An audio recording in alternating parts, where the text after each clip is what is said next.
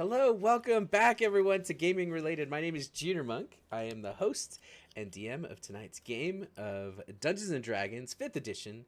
We're playing a campaign called Thieves of Queens and Kings. And I'm so happy to be back. We missed everyone last week. We were down 2 players. We'll be down 1 player tonight, but I think we'll be able to continue with our sesh. But I hope you're all having a wonderful time. I want to say hi to our players. Hey guys. Hi, players. Hi Hi players. guys. Oh, Hello everybody. Yeah. So, Always Sleepy is not going to be with us tonight. She is still feeling ill. Sleepy, we miss you. We love you. We hope you heal so fast. Knock it off. Leon. Knock it off. I'm kidding. Go see a doctor. Leon is going to be here, but he's just going to be a tad minute, maybe 10-15 minutes late. So we're going to catch up with Leon as soon as we can. But players, what's new? How's it going? Good. Not too much is new here. It's cold. Cold. let's go. Lots of people are getting sick. My Mhm. voice is a little bit deeper than normal. You sound like the perfect Vordoon. No, I can go even deeper now. Yeah? Right. Mm-hmm. What I was gonna say is everyone here is getting sick, and knock on wood, I've avoided it. My kids got sick, my wife got sick, and I did sleep on the couch a few days, but I have been healthy. Speaking of Sleepy, thank you for the sub. Can we get some 07s in chat for Sleepy, who is alive, but barely? So you've been drinking your orange juice, Monk? I have Yep. been drinking my orange juice, yes. It's good for the bowels and for the heart. Getting that vitamin C. Mm-hmm. Immune system boost. Eat a Yeah. clove of garlic. Eva Clova there's- Garlic. Go. Sorry, my brain malfunctioned there. I had a shrunk. Sorry. You okay? I'm okay. My garlic orange juice smoothie in the morning. Don't drink those. Don't have those together. Garlic no. foam? Dang. Garlic foam. So, while we wait for Squire Cassius to join us, I wanted to ask you all a question. And chat, you're welcome to join in on this question. As we've started the new year, what is something that happened in 2024 last year that you got to experience that was so gnarly and so cool and epic, either D&D related, either as a DM or as a player, maybe at this table, maybe at a different table. What was really awesome that happened last year? I'll go first. So, I'm playing in an old school campaign. It's like D&D 2, Advanced D&D is what they called it back in the day. But all the rules are ancient. But you can see like, oh, I can see where they've like transitioned to 5e. Anyway, I'm playing as a halfling or a gnome. He's a halfling. Professor. And he's literally a What's professor. his name? What's his name?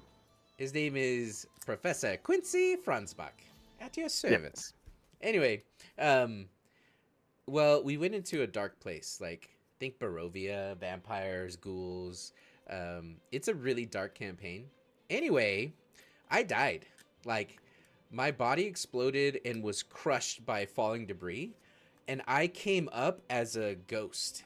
Like, I float around. I can go into the ethereal plane and I can come back. I'm still myself, but I did have a character death. It was a TPK, but we all came back as undead, and it's cool. I get to play as a ghost and I can fly, and I love Quincy so much. He's my favorite character. That's mine. I died. 2024. What about you guys? Anything come to mind?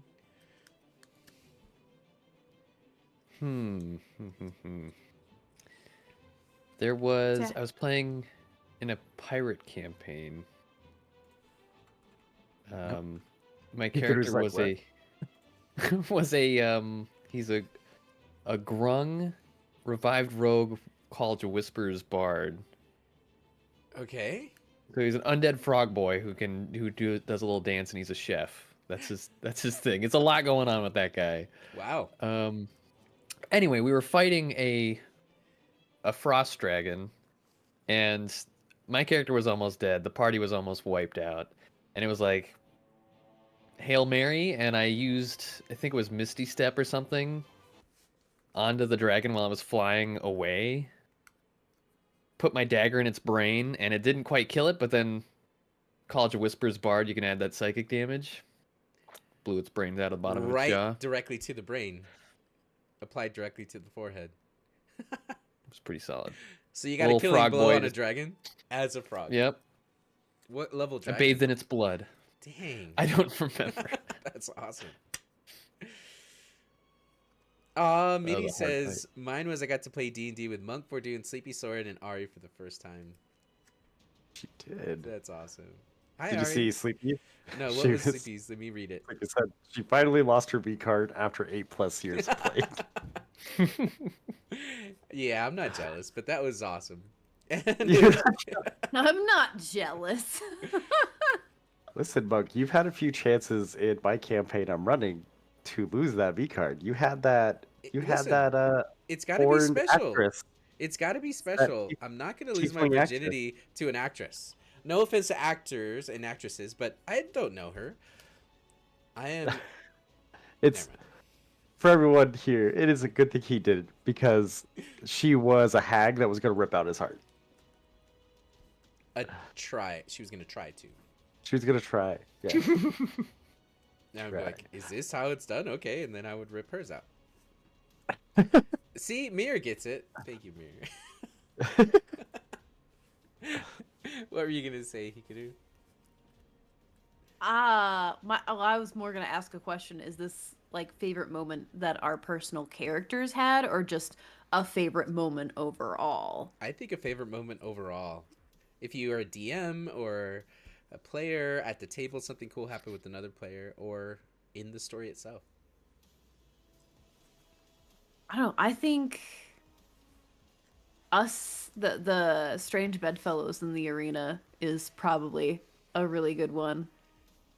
Fighting We popped off. Yeah, Good one. That was a In lot that- of fun. yeah. Cassius just bamfing up there. You started walking on the walls. You started walking on the walls. Oh I man. 1v just insta killed somebody. Minnie says, Varro finished making their 700th character. Mirrorman said they Ooh. freed a basilisk. Whoa. And Egg said they started a new campaign. Wait, you freed a basilisk? Mir, that means you're playing in Soren's campaign. I heard about that. Ooh. Yeah, unless that's a coincidence.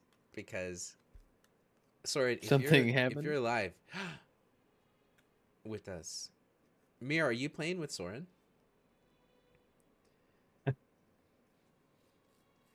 Melted a rich wait. dude. Gotta love it. Dal, that happened a few years ago. That doesn't count. For mine, so I've been DMing on Tuesdays for Monk, Soren, Leo, Arby. For how long have we been running now, Monk? Like almost 2 years? Getting close. I'm not the right person. I think so. I stepped away for a couple months, but I think it's like 2 to 2.5 years. Yeah, it's quite a bit. We've been running a campaign called Odyssey of the Dragon Lords. It's a not official Wizards of the Coast, but it's really cool. It's very Greek themed. It's Greek like Odyssey themed. Hmm. Ooh. And everyone like Soren and Sleepy are both playing sirens, so they're kind of bird-like people. And then That's cool. Monk's character is Minotaur Barbarian. Leo's character is a Medusa, Yeah. so that's pretty Ooh. cool. And he's been hiding his face pretty much almost the entire time. Of course, try not to turn people to stone. And then the whole premise is pretty much they're going to be these epic heroes to stop the Titans from killing all the mortal races and stuff. And but so Sleepy's character, gonna be a little bit about Sleepy's character, is her husband and child died to a tsunami because she disrespected the Titans. She did not toast their name and insulted them, and so they died. And then so her whole personal quest has been to get back her family. And one of the things that my players have learned that my as a DM I'm good at is trauma. and and I had the essentially her name is Lutheria, is the Titan of the underworld, showed up and in a vision to her and was like, "Hey, like, you want?" She saw her son running and laughing, and then he crawls up into the lap of a woman sitting in a throne of bones and crowned in bones, and she sees Lutheria with her son sitting in her lap, and Lutheria pretty much offering her and propositioning her, saying, "Hey, if you start worshiping me, Look what I'll I make got. sure you get your son back." Damn. Yeah, That's crazy. and that's been a rough trauma for her, but it's a really cool moment. On top of that is that later she found out that her husband never died and that he is actually working for the Titans Ooh. and is against the heroes. They're the Titans. They're named their heroes group Titans Bane. And so their whole premise is going after the Titans. And now she just met her husband after so long. Also, starting to get romantic with a certain bard NPC, and so I think it's one of the coolest things I've done as a DM was like being able to weave a story that has made my characters like feel a lot of emotions and Hmm. stuff. So like it's been fun. Yeah, snaps for that. I agree. It is one of the longest campaigns I played in as a player, and pretty higher mid tier gaming, and it's been amazing. Right on. Um, and by the way, Sleepy, thanks for 12 months. Happy birthday of subscribing to Gaming Related. I guess you're getting kind of serious, huh? Cool. Being part of gaming related is a commitment. Heyo. Speaking of Yeah. committed, Leon with 15 months. W's. Yeah, Surprise. we'll ask Leon the same question. Surprise! Hi, Leon. Hi. Hello. How are you, mate? Hello. I'm doing all right. Sorry I'm late. Hi, everybody. Welcome, Hello, buddy. friend. You're not late. You're on your own time. A wizard shows up I- precisely when he means to. Exactly. So, to put you on the I am spot, not a wizard. No, you were I a was delayed. paladin. what we've been talking about in your absence, Squire Cassius, is in 2024, are there any memorable or one memorable moment that you got to experience in D&D, whether as a player, a DM, someone at the table, or even in character? No, I've forgotten everything. Oh, where? Tell us one. Just one. Me and Monk are both simultaneously offended right now. I know, right? My heart kind of broke. Ah. Okay, I'm okay again. This might be a little bit out of left field, but whenever I think about D&D, whenever I have to explain to somebody about D&D, I'm always like, "Oh, and you can have these grand stories, these heart-wrenching moments," and I'll bring stuff up that we've had here on Gaming Related. I'll bring stuff up from my own personal campaign I ran back in the day. And I'm like, it's so amazing. And at the same time, I remember this one time my friend Monk was playing as a child version of an NPC from his campaign, yelling to his mother in the other room that he had to take a poopy. Yeah, yeah. I believe the word was it's turtle The peeking. turtle is a pekin. The turtle is a pekin. Yep. That's amazing. It was a South Park reference, and it just fit. and Cartman, they're all playing World of Warcraft down in the basement. Anyway, that is a good Oh one. my gosh. That is a good I one. remember that. Yeah. Oof. Okay. Well, Leon, I'm glad you're here. We already had W's and or 07s in chat for Always Sleepy, who is recovering and healing. Sleepy, we hope you feel so much better. Get your rest. Now, Go to a doctor. go see the doctor. Yeah. Please. All right. Are you guys ready to play this game? Can we get some ready checks? Do you want the Waha. R or the check? I'll take the R. Okay. Here you go. R. My Nice. letter disappeared. Did you eat Oh, it? This is what happens no. when you eat it. You Yeah, haven't I poopied forgot it to out? restock after I ate them. It's okay. We are re again. Cause We get Ria. We don't have the D Yeah. because Xanafy's gone. Okay. All right. Well then, let's recall what happened previously on.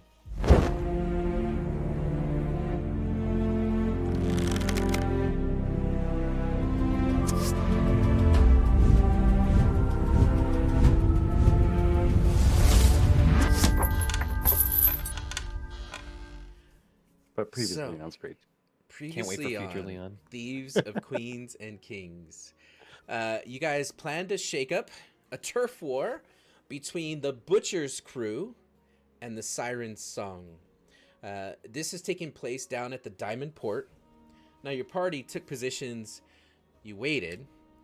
Some of you on the roofs, in the alleys. Some of you underwater. Cassius and Yasern hitched a ride on Uldar, the giant manta ray pet from Vordoon, and got some breath lessons because you have to breathe to live underwater.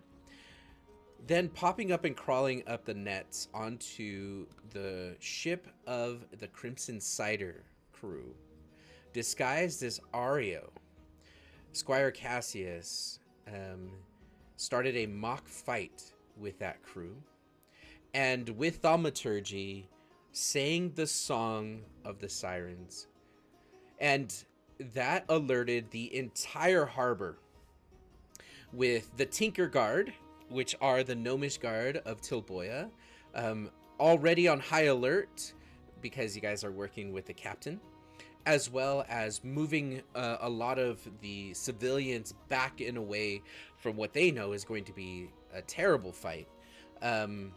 You guys started to duke it out. Now, the pirate crew, the Crimson Cider, who happens to have someone's sibling on deck, decided they're going to try to make this fight look as realistic as possible, and we're throwing real swings. Squire Cassius was able to throw the raccoon a few off deck, and as everything was starting to pop off, you start to see that the crew of the Butcher started to come out of the different shops. We begin our session this evening in initiative, and we're at the top of initiative. And what you hear, let me turn the map on. There we go. All right, let's see if that works. Wait for it. There it is. What you hear coming from the shops to the north, which there's a butcher shop, there's a bakery, is you start to hear the doors slam open and you see pirates coming out. Xanafy would recognize them almost immediately because she saw this crew in person. These are the crew of the Butcher. And they start yelling at what they see on deck, which is an Ario, as they say, "Oh, you've done fucked up now. You think you could come onto this dock?" And this woman, Tiefling, starts to yell, "Get them!" And on the map, you guys will see a few pirates come out of the woodwork. Let me show you them. I thought the butcher was more of a mafia than a pirate crew, but Yeah, they kind of are. okay. They kind of are. They just I feel control like the when you're in a ducks. port town, I'm sure there's some bleed over. That's fair. That's fair. All right. Peg leg and gold rings. And they are going to join the initiative. Oh, Hook And hand and a tuxedo. That's yep. Let's All right. blend the aesthetics. And they are going to join at a 12. And we go descending. Okay. So, to kick us off tonight, the first thing that's going to happen is Thistle Longtail and the crew of the Crimson Cider is going to get up and is going to turn and see that the butchers have come out of the shops, and then is going to turn back at you as he hops back up and starts to climb up the rigging and say, well, we've started it. Now what? And you're going to see he is going to hold action, as is Damien, your brother in disguise, and also Goose, who is on the ship. So they're going to hold actions and wait to see what's going to happen next. Your Cern, you have your two skellies on deck. Mhm. You're standing next to the squire, who's dressed up as Ario. You now see there are at least 8 of these crew from the butcher that have come out. What are you doing? The first thing Ysern will do is he'll activate his Twilight Sanctuary Channel Divinity to give everybody on the ship temp HP. Does that include everyone below ship or everyone you can see? Let me do a little ready. 30-foot radius. At the end of everyone's turn, you can give them temp HP, I think. Yeah. Right. I remember this during the Hydra fight. You're so right. Okay, And are the skellies going on my turn? they Do are. we agree on that? Or okay, so they're gonna use their longbows. They're gonna get them. If I can use my bonus action, I'll light their arrows, and then they're gonna try and hit these targets. If that's okay. All right, send it. It is a D8 piercing. Am I rolling dex? Is that what it is? For what? Shooting the longbows? Longbow to Um, hit. Should be skeleton dex +2, I think. Skeleton dex is +2. It is dex. Okay. So +4 total. Ooh. D20. So that's a 19 All right, our first roll of the night. So, and a 16. a 19 and a 16? Mhm. Okay, and just to make sure I'm getting or understanding this, your skeletons are firing longbow shots at where these X's are? Mhm. Okay. And which ones are you poking? Because there's 3. yes. Far right and far left. Okay. I like it. Okay. As you fire these shots, you see the blazing, glowing embers of these arrows as they hit. Anything else? That's all I can do for my turn, and the skellies went, so I'm gonna roll temp HP for both of them. Okay. Yeah, one of them took damage, huh? So we got a 3 and a 6. Yeah. Yeah, they did, Monk. Wonder how that happened. That's crazy. How'd that happen? Don't look at me. Look at Damien. Okay. Got it. So I don't they... even think it was. Thank you, Leon. Leon, no. Leon, I've missed you. I missed you guys. Squire Cassius, you see the arrows fly. As Ario, what are you doing? Foot still up on the banister in the commanding pose, I will look towards all those who appear to be part of the Butcher's crew who are now taking action, and I will shout out into the night, "Come to arms if ye dare! But ask yourselves, is your life worth the cost of these goods? Because the siren song will gladly take both before the night is through." you're gonna hear "son of a bitch." No, you're not. That's ours, mate. Okay. You have successfully riled them up into a rage. That was free. Spectacular. Give me 14 of them right now. Probably have my character sheet open real quick, and then he'll kind of whisper to the who was it that was like, now what? That was Thistle, Longtail, the raccoon. He's gonna look to him and just kind of mutter like, "You were supposed to take a hit and stay down. That's what we talked about. Oh. That's what we discussed." Oh, okay. Yeah, no, hit me again. I got it. No. Sorry. Do it again. Hit Don't me worry. again, I got it. I'm paying attention this time. You're just ventriloquist talking with your teeth like clenched. Which is easy because, Dragonborn don't have lips. Or half dragons. And then I guess I will. They're part of the. They're talking about going and doing the whole big quest as a crew. They can take a little bit of pain. It's their fault anyway. I'm gonna throw a dagger at Thistle. Okay. Right at the Which, armpit, right? You hit him No. right between the eyes. Okay. Damn. Which in the disguised self, this Ario seems more like a strength man. I'm disguising my daggers as hand axes. Okay. Which are the Oh. size of Thistle. I don't know why that's advantage, but it's an 18. An 18 hits? Yeah, an 18 hits. Spectacular. What the hell?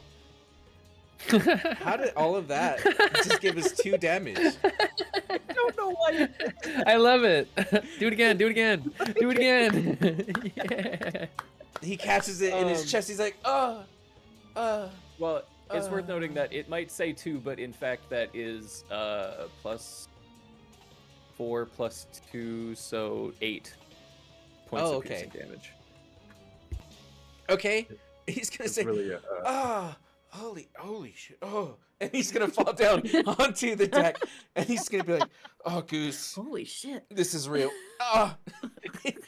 It's touching my rib. Okay. He has a hand axe. It's just sticking out of his chest. I love that so. Oh, Goose. Oh, this is real. Oh no. Oh, I'm seeing spots. we goofed up. Oh, I'm dizzy. Goose, hold me. Okay. Sanity doesn't have an initiative. Give me a sec. All right. And then I wanna do other stuff, but I think anything else I do. Yeah, she does. I don't. She's... I don't. Oh, no, She you just does roll now. it. Never mind. I just rolled it. I don't know what all Ario is capable of, so I don't want to do too much crazy stuff and do something he can't do. So I think that's gonna be it. Okay. And Evelyn, you see that it has kicked off. And now Thistle Longtail, the raccoon, is on the ground and bleeding. What are you doing?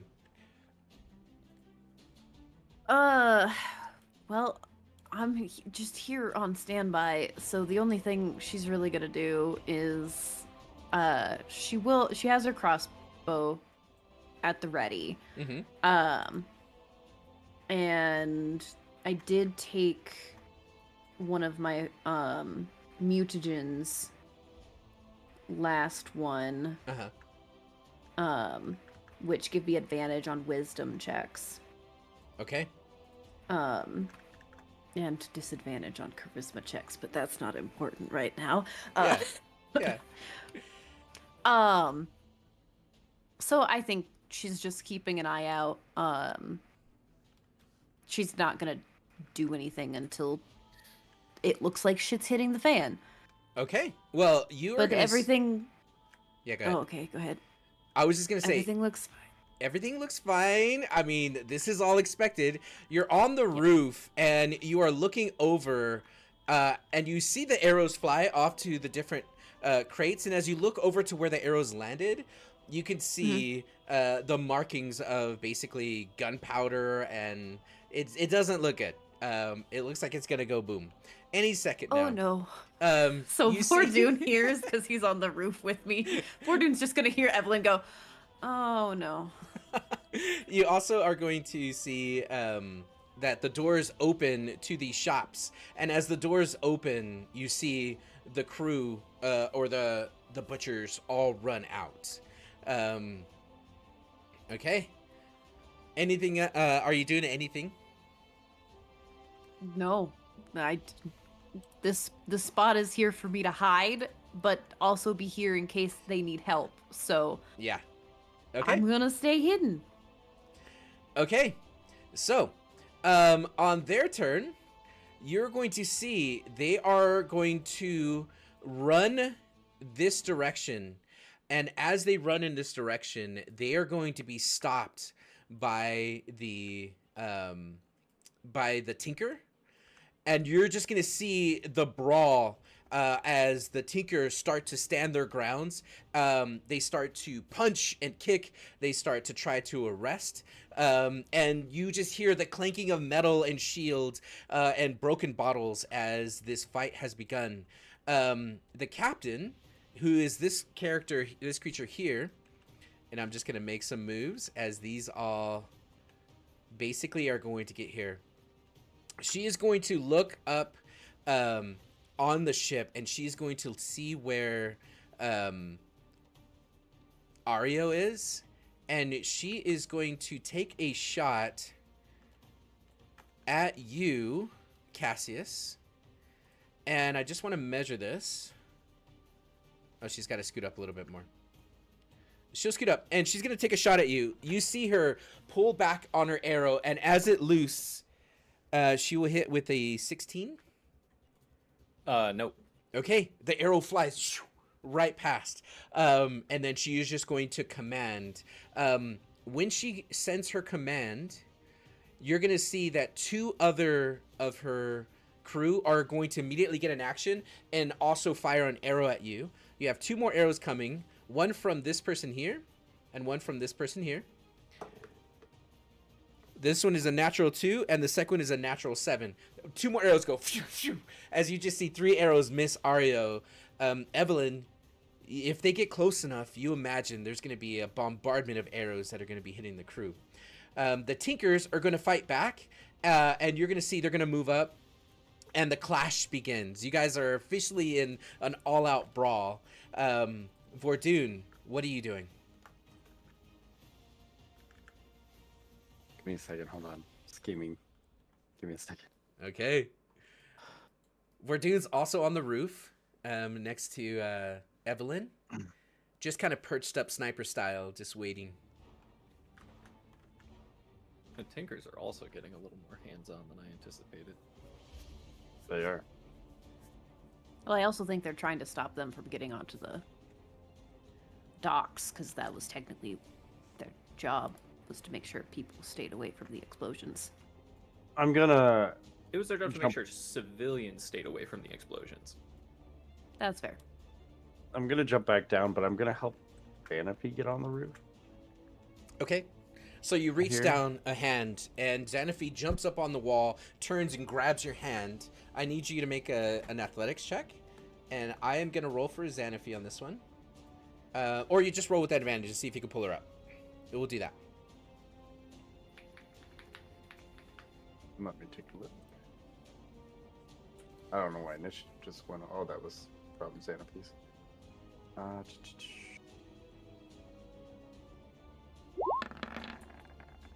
A natural That's- 20. What?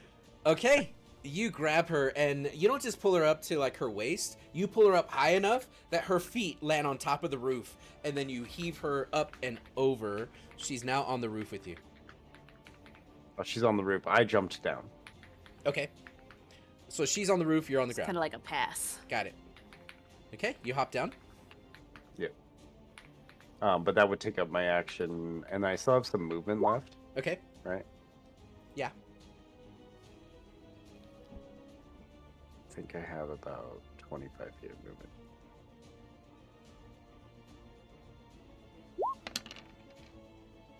Nice. The temp HP goes off. The rat and the goose can also roll for that if they want. He's not a rat. Thank you very The much. rat. He's a He punched my raccoon. skeleton. And what is the temp HP? What roll? D6 plus my level, so that's a. Just realized that Okay, and you're level 6, so plus 11. I'm a level 5 cleric, so Oh, so 10. I Got don't it. know if it counts as Okay. All right. And then I'm Vordoon. gonna run out Yeah. and be like, "Hurry! Stop them now!" Okay. And you're talking to the Tinkers, the Butchers gnome. people. No, Okay. the butchers. Oh, you're talking to the butchers. 'Cause Okay. they The guys should. that doing- think he's on their team. Yeah, they all turn and they look and they're like, "Oh, Vordoon's here!" Oh, and you see they just start banging their shields and their swords together. And you inspire them, Vordoon. Oh shit. Okay. Oh shit. Fortune's here. We're safe. We're gonna hit him so hard now that Vordoon's here. Evelyn Okay. and Xanavi are like, what the fuck? Okay, now it is Xanafi's turn. Now that she's crawled up on the roof.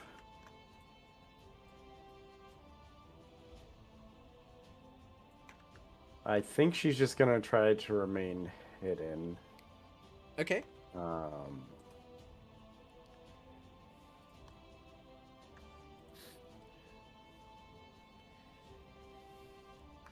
Looking at the wrong person's spells list, I'm like, wow, these are paladin spells. Weird. Definitely not Sanofi.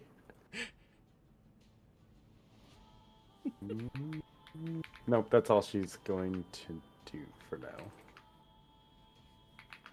Okay. So she'll hold action, or just try to stay quiet and wait. At the end of the round, you see and hear as to your left of the map, you're going to see the barrels explode into a fiery ball up into the air. On the other side, the same thing happens. You see this dock worker down at the bottom left is going to get blown into the water with a heavy splash. This one does the same thing as he gets knocked away. This one north of it gets knocked prone from this giant fireball that just goes off. And then on the other side, there's nobody around.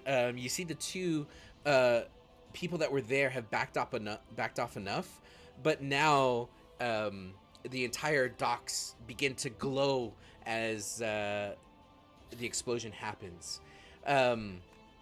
Thistle is going to pull out the dagger, and he's going to say, okay, I'm going to stay down. And then you're going to see Goose is going to grab Thistle, and he's going to run down below the deck. You have an attack of opportunity if you choose to use it. Can I take one but miss? Yeah. So you All right, just cool. swing with your axe or your sword. He ducks under it, grabbing Thistle, and he is going to disappear, leaving you guys the only ones on the deck. Damien left too. Damien did not leave, actually. Damien is going to say, guys, there's a lot of them. Are we sending the ship to sail? Are we taking off? No, you're going down Oh, okay. Well then, for the fourth time. okay, fine. Just okay. When it's your turn, I'm gonna go down. Yes, sir. It's your turn. Okay. By the power of Astraya, I cast Moonbeam at 3rd level. Ooh. Can I move the circle? I do not want to hit those tinkers. Yeah. So Is there any way I can get like I'm gonna show you. 5-foot radius? Yeah, there you go. That's 5 foot. I'm gonna hit that guy's toes real hard. Oh, you're putting it there. I see. Okay. I'm trying to hit 3 of them with the moonbeam, but there's a lot of tinkers around, so I might have to change. If you No. press Alt, you could place it not on a specific square before you click. Oh. Well, in You this also- case, it will hit the 3 of them, but you also will clip just one of the tinkers. So you're hitting, 75% Well, accuracy. you have it on snap to center right now, and for a radius like that, you need to snap to corner. Ooh, Because then you do it Oh. just right here. This is a 5-foot radius, and it's just the 3 of them. beautiful. Whoa! Look at that. Bow. Cool. All right, so I'm gonna cast this. Can I do a thingy? And then level 3. Okay. I don't know why there's 2 numbers there. It's Did you the base uppercast? damage, and then the additional damage from upcasting it. Thank So you. you add 'em 20 together. damage? Mm-hmm. Damn. And then they will take that if they stay and end their turns in it, or every time they enter it. For a moonbeam. Ooh, okay. Let's take a look at that. Silvery beam of pale light shines down in a 5-foot radius. Ooh, Let's great. make a. Oh, no, that's. When a Constitution creature saving enters throw. the spell's area for the first time on its turn or starts its turn there. Okay. Okay. So they're definitely going to start their turn there in just a moment. And it must make a con save. Take 2d10 radiant damage on a failed or half. And also, okay.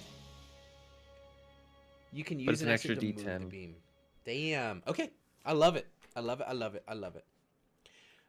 Okay. So, you cast Moonbeam. What does it look like when you cast it? So it's nighttime right now. Is it overcast or is it clear night? It's a clear night. Hmm. You thinking it parts the clouds and just Yeah, it's just gonna be like like a bat signal, but Just like in a fucking- reverse. Okay. Okay. Think of that scene in Harry Potter when that werewolf guy is like, "Oh, I'm a turn." Okay. I'm what, a do turn. what do your skellies do?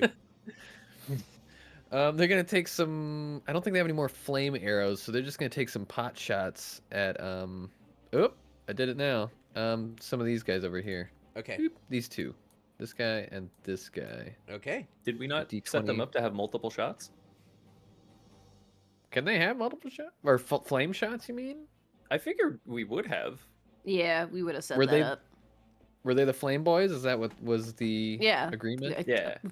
Okay. The whole goal is to blow stuff up and run away. All right. One of them's gonna one of them's gonna shoot here, but hopefully not blow up the ship, and then the other one's gonna shoot this guy in the face because that's funny. Okay. From the explosion, you imagine there's a 15-foot burst, a 17. Okay, yeah. Plus 4, right? So it's a 20 and a or They, 21. They and both a, are gonna hit. So, you fire a missile at this area here, and then what was the second shot? It was going towards one of these guys. This guy, Okay. if it matters. Yeah. And a 16 will hit, Oh! and it's on fire. And it's a 1d8. I mean, if they had flame, Yeah. Okay. it's a d8. Nice. Hey, max damage. Plus, what's the fire damage? We'll say 2d6 fire damage Ooh. plus another 5. Okay. Okay. And it's just one of those anticlimactic shots where you see the fire arrow just soaring through the sky and it just hits him in the chest and it goes out because it sticks into him, and then he just slowly falls into the water. You don't know if he's dead, but he's in the water. It was just quiet, and Vordoon, it happens right in front of you. The captain, you recognize her almost immediately, Vordoon. This is this person is known as Stormfang. That's her gangster name. It's super cool. That's Stormfang. ridiculous. Yeah, Who is? Which one is it on the map? it's this girl right here. Oh, okay. Yeah. Name's Matilda, but on the streets they I'm call s- me Stormfang. Yes, that's right. Stormfang, Fang for short. All right. Stormfang-ageddon for long. Okay, so Squire Cassius, your turn. Hi, I'm Squire Cassius. Hi, Squire Cassius. It's only now that I realize I didn't think about what I would be doing when we got to this point. Leaving. I think you said you were gonna leave. Blow stuff up. Yeah. But if we could kill like a couple of them while we're here, it's not a bad thing. I Oh my mean- God.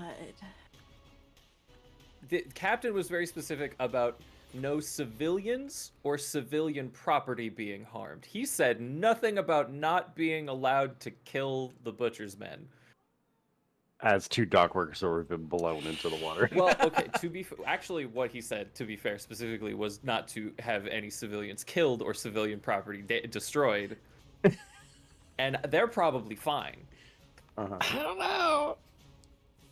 They're probably fine. I mean, it wasn't Um, us. It was some skeletons. Also, on top of So- that, they were told to get off the docks, so That is true. That is true. So I think.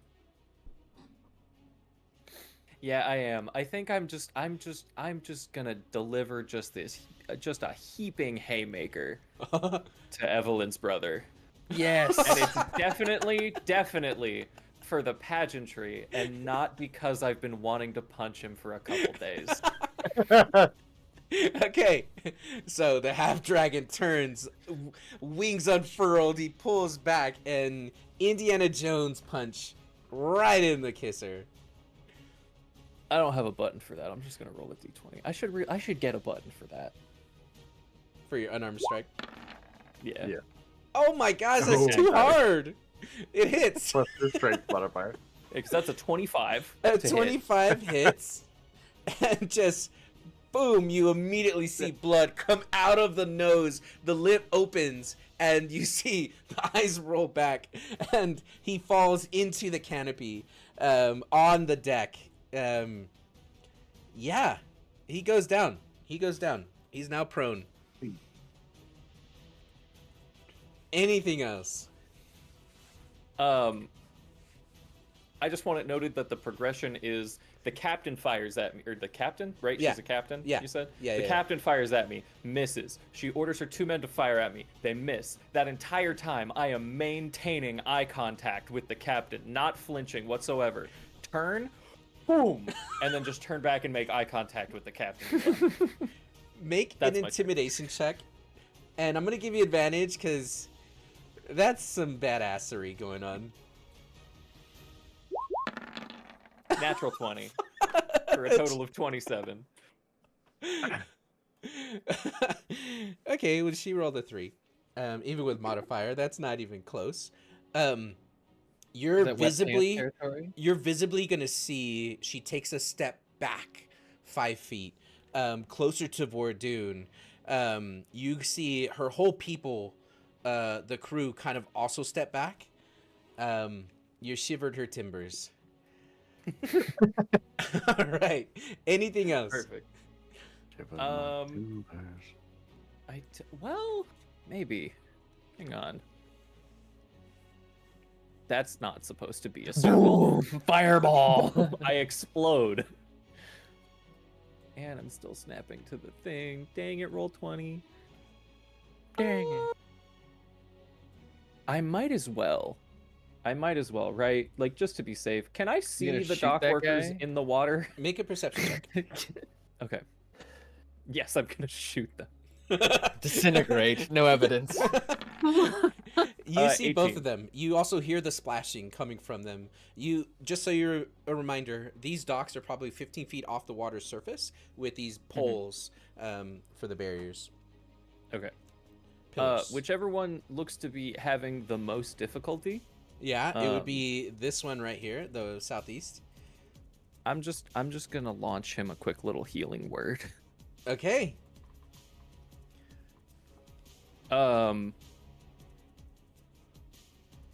He's going because the target has to be able to hear him, but he doesn't want to say something that could be conferred as helpful. Yeah. So he's going to shout once again out into the night, "Bemoan this night, flock of the butcher, for know that it is the beginning of your end." And then just one of those words will be just have a little bit of stank on it, a little Yeah. bit of magic. A little stank. For that guy in particular, I can roll for it if you want. Yeah, I need you to roll a deception check. I meant the healing, but that I can do that also. Okay. They're like, whose side is this half dragon on? Yeah. 26. Oh my gosh. Yeah. It works. And then This is why Cassius is doing all the flashy stuff. and then suddenly he's treading water and he's like starting to swim back towards the boat. He's got his bearings. As a matter of fact, he'll start swimming towards his other comrade. Awesome turn. Anything else? No, that'll be it. Thank you. Okay. Evelyn, your turn. I just saw Cassius deck my brother. Yeah, you heard the punch. You're pretty sure a tooth flew.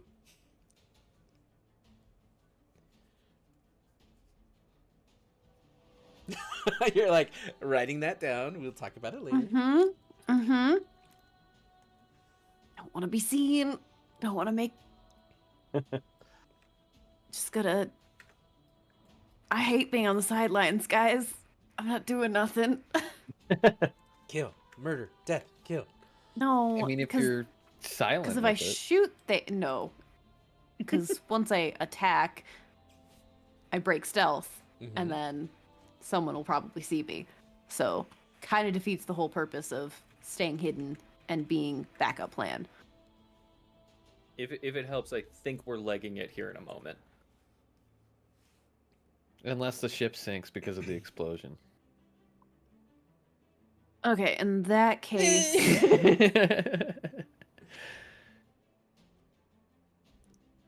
I'm gonna move over. I'll quietly move over to where Xanafy's at, Okay. so that if it looks like the party is on the ship is bouncing, we can do the same. Okay. Good deal. So holding action for movement. Okay.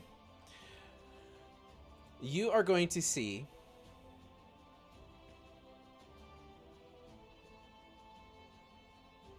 Let me think about this. Yeah, I like it. Okay.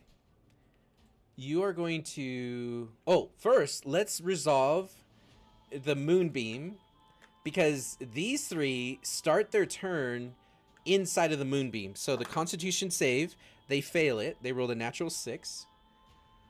So how much damage did they take at the start of... Is that where the 20 came from? From before? Mhm. Okay.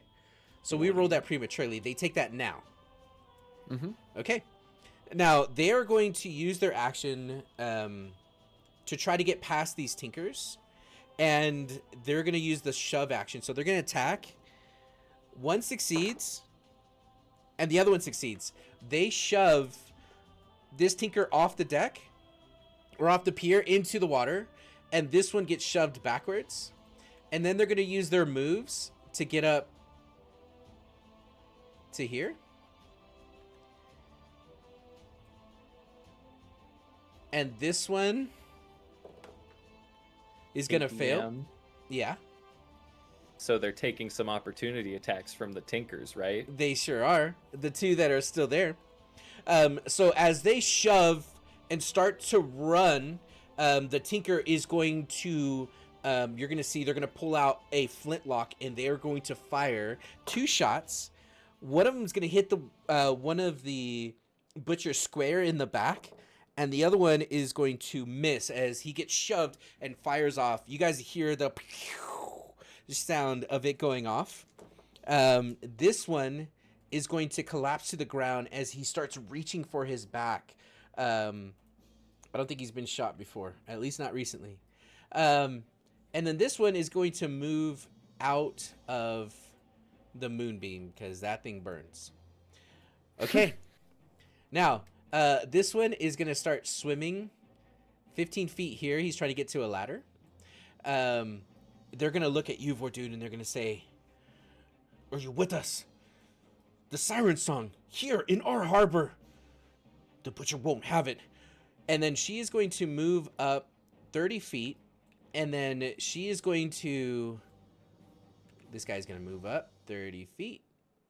This guy is going to try to shove, and he's gonna fail. This guy is going to move up and take an attack of opportunity, and he gets by with it. And then these guys are going to move 30 feet, and they are going to attack this guy, and they're going to hit both of them. So these two guys are going to double team up on this dude, and they're just going to start stabbing. And you're going to see the guard is going to go down as they are not messing around. And now with that, we have 1, 2, 3 more shots coming at you, Ario. And they are in the form of a longbow. Here comes the first one. This one hits with a 17. Nope. Okay, next one, natural 6. Last one, a natural 1. 3 more arrows. Phew, phew, phew. You just see him sticking to the mast as they cannot hit for the life of them. She's going to say, "You bitches, you better bring me that half-dragon's wings." And then she's going to command 2 of them to fire again. Oh, this one hits with a dirty 20. Does a dirty 20 hit? That will hit. Do I? Do it. Do it. Who did it? This one.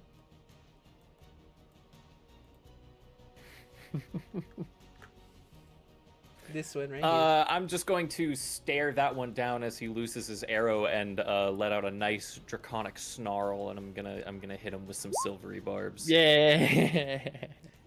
His second roll is a 5. So that's I'm gonna give myself advantage on the next thing. that's an 8. Does an 8 hit? An 8 does not hit. Okay, and then the next guy fires, and he rolls a natural 18, so 21 to hit. How do you like them yes, apples?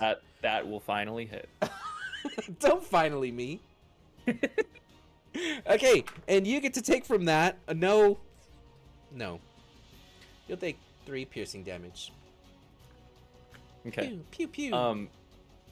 I want, throughout that save for the snarl, still just maintained eye contact with the captain. And since that did not break through the temporary hit points that I've gotten, I want to not react at all to getting shot in the chest. Fair. So that it, again, there's no sound. It just hits. You look down and you have an arrow sticking out of your chest. You just see he quickly grabs another from his quiver and he looks over at his leader and he notches it to get ready. That's it. You have to roll for concentration? On disguise self? No. Yeah. It's not a No? concentration spell. Ooh. Yeah, because Damien would also have to concentrate. Okay, the Tinkers are going to do what Tinkers do. They are going to fight. So you're going to see they're going to start to surround these guys. And they are going to make a move for them. And for sake of brevity, they are going to stab, they are going to cut, they're going to punch, and they're going to try to shackle and arrest the butcher men. So the fight continues. Vordoon, you see them fighting, and they look at you, and they're like, "Vordoon, help us. They're going to get away." What are you doing? Well, since these kind of happen simultaneously, so as soon as she says, like, "Were you with us?" Which, silly question. Of course I'm with her. I'm going to run and jump onto the ship. Okay, I need And the I'm going strength athletics. Technically, by jumping rules, I can do that with no problem. Well, it is higher up. It's not like level. The Oh. ship kind of goes up maybe 10, 20 feet. But you jump, and as you reach for it, you parkour. Where would I have to not leap up above stuff? Right in the, like, the middle. Like over here. Oh, okay. The ends of the Again, ship are like- higher up off the ground. Yeah, Okay, let me get to a But part where there's- it's not there's like rigging and stuff. rigging and stuff. Okay. You can climb the rigging. Oh, I'll still do athletics, but yeah, I'm gonna end up there. Okay. Essentially. Give me a second. Yeah, 15? yeah. You parkour your way up, and with a heavy thud, you see there's blood on the ground. There's some raccoon hair. You see Damien is on the ground, knocked out. You see Ario and the skeletons behind him. You're on the ship. Yeah, and right as I'm riding by, be like, hurry, we have to capture them now.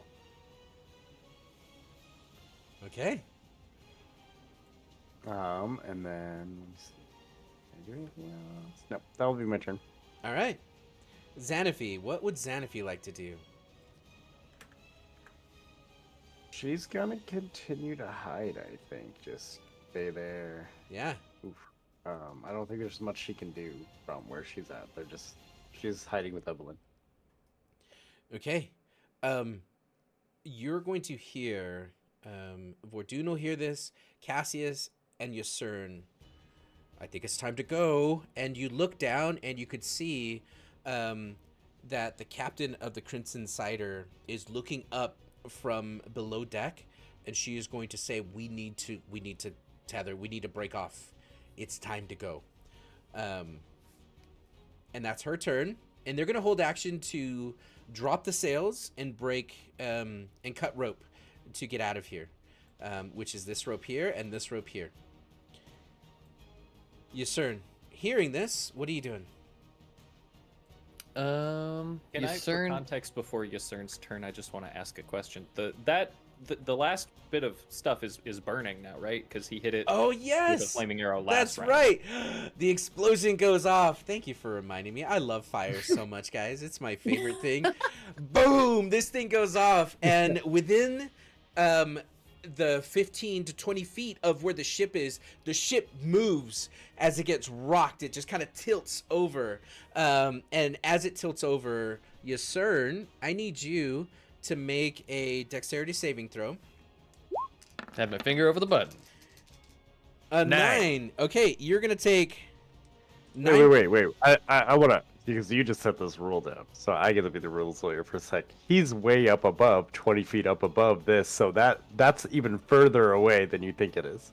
Yeah, it hit the ship, and the ship is rocking. This is just from him. Oh, it's him falling falling over. off. Okay. Yeah. Okay. Yeah.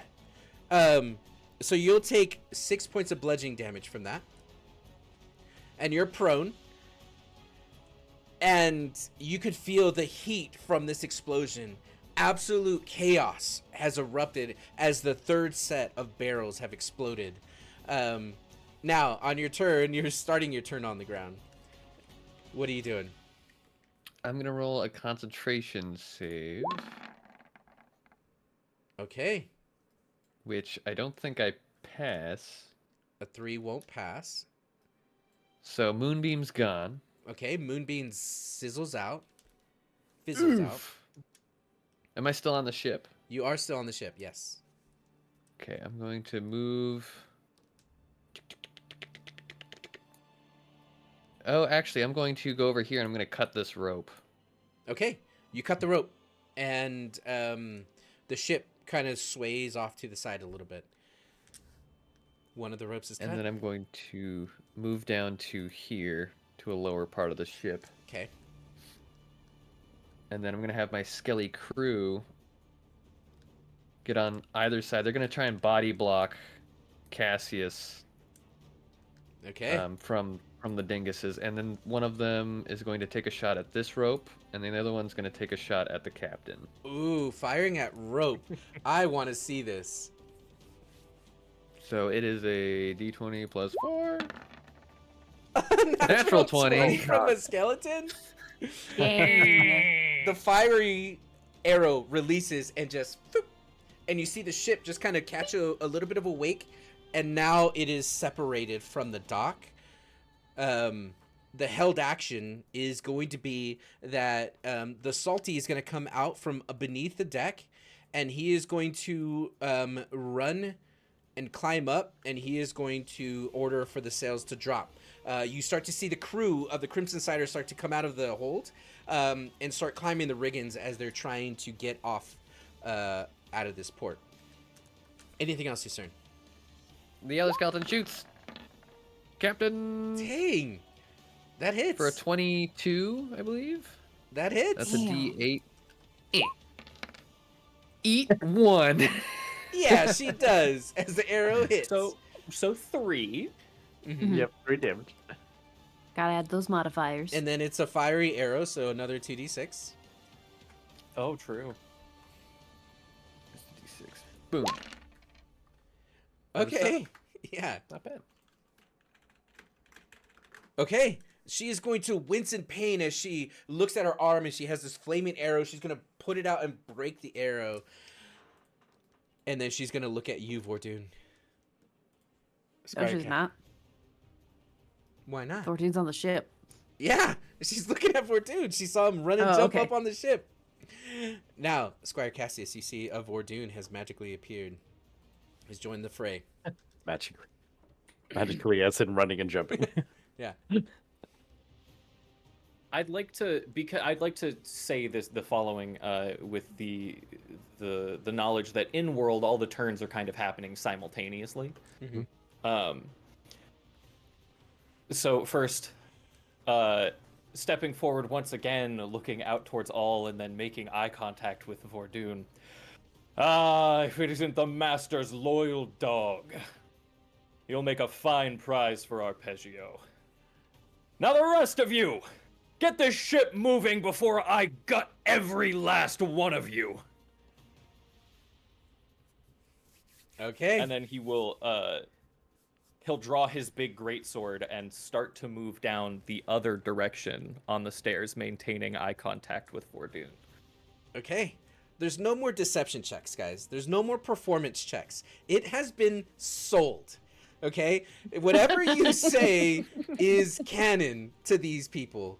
The harbor is on fire. Ario has made an appearance with the siren song. If there's one, there's probably many. And you start to see that the butcher, the crew, is starting to really freak out. They're starting to consider retreating. And then Squire Cassius belts that off. Anything else from you, Squire? No. Okay. No. Evelyn, you see that the sails start to unfurl. You see that the ship is starting to make some movement, and also you hear the yelling that's happening. Okay, I think it's time for us to go. I will go towards the. I don't know if I'm good. Yeah, probably go this way because it's further away from the commotion. And I will jump down. Okay. So you slide off the roof, you drop down, you land on your feet. You can see that there are people that are coming from the streets to kind of see what's happening. They haven't seen you yet, but this is a very busy road that you're currently landed on. Within a few minutes, there's going to be a lot of rubberneckers who are trying to see what the chaos is. Okay. I would wait for Xanafi before we would leave. Okay. Got it. Stormfang is going to say, Vordoon, this is all you. And she is going to say, Butchers, relent, back off. And she's going to make the call to retreat.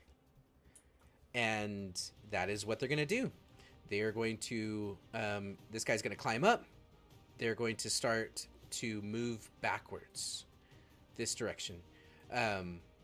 They're going to call out to the guard, to the Tinkers. All right, we give up. We are just defending our harbor. Let us go. And you see that the fight is now towards the Tinker guard and no longer you guys as they are trying to back off. The Tinker won't have any of it. They have taken this opportunity to be like, F no, you're under arrest, and they start arresting. Well, yeah, didn't they kill somebody? They killed a guy. Yeah, they killed a guy. So they start kicking him in the One is knees, Currently dropping him drowning down. as well. Yeah, yeah. So, that's what they're gonna be doing, um, and also they're gonna run down the port, the harbors, and they're gonna try or the pier to try to put out the fires. Vordoon, you can see that Shadowfang has decided that she is no longer in the fight, and is currently turned her back to you. Okay. I'm gonna continue to sell it though. I punched Damien. Bam! Finish him off. People's elbow right on his head. He's like this with his eye open, Um, like, I'm alive. I'm just playing. The ship just sails into the horizon, and the last thing they see is for some reason Vordoon and Ario just Eating the shit out of out of Damien. I'm gonna use my Vox helm to make sure I'm heard Okay. and increase the volume of my voice like tenfold. So I'm sorry for the people next to me. It's gonna hurt. But I'm like, Ario, your skull will make a new fight ornament for my pauldron. And then I'm going to headbutt him. Okay. All right. So you just see as he leans back, here comes the headbutt. Are you guys play fighting or is this selling it? Oh, as he rolls a natural 20. He did. Divine smite. I'm gonna Divine silvery barbs smite. that for my own well-being. That's so smart. That's way too good. He did say Skull I'm going to just sell it caves further. in. There we Okay, go. good. Okay. Okay. Can I, because I want to continue to sell the illusion that like, all right, we own Vordoon now. So as he goes to headbutt, I just want to palm his head. I just want to fucking grab him. Yeah. Ooh, good. So the magic makes the fingers extend with these long clawed half dragon, and it wraps around the helmet that has Vordoon in place. Vordoon with his arms behind him as he's went full head on, and you palm it. It's so dope. Anything else, Vordoon? No, that's it. Okay. Xanaphi, she sees you. Um, Yep. Remind me, with Xanaphi's new druidessness, can she still shapeshift into other creatures? She gave that up entirely so she could shapeshift into Beanie Baby. So her curse, aka like what the druids of the glade forced upon her, is that she can only shapeshift into an otter. Oh. That's the only animal. But she can also morph into Beanie Baby, but that's her thing. Her She's primary. gonna shapeshift into a little baby otter, and then she's gonna jump onto Evelyn's shoulder. Adorable. Oh, that's Evelyn, you're like, Xanaphi, come on. And you just see this little baby otter head peek around Oh, God. the roof and just jump into your arms. Oh, you're so soft. Okay, we're gonna run now. I sure hope this is Xanaphi. You're coming with me regardless. You're mine now. You're mine now. You're mine now. I love that so much. Okay. Well, Xanaphi is now And I was, in yep. your arms. yep, and then we'll run. Okay. Are you trying to be stealthy or are you just trying to get out of dodge? Be stealthy. Okay. I need a stealth check from you. Pass without a trace should still Yep, Pathers without a trace. You get a plus 10 to this. Cool. Well, Okay. 15. A 15. You're okay, 15. I rolled a 12. The people, you just cloak and shadow very Assassin's Creed right into the people, and they push by you. Yeah, the hood comes up, and before you know it, you are part of the crowd, and you're moving the opposite direction. You see the fire brigade starting to roll down the street as they're going to try to put out these fires. At this point, we are going to narrate that you guys are out of initiative, and you're going to see as the ship starts to sail away and break from the harbor itself is on fire. You can hear people screaming. You see people running around the docks trying to put the fires out. No sign of Xanaphi or Evelyn. But for now, the ruse itself has been successful. You guys are going to see that nobody follows you. There's no ships that are, have lights up or any kind of signals. And eventually, Damien stands up. The captain comes out from below, and you guys are out in the open seas. What are you guys trying to do?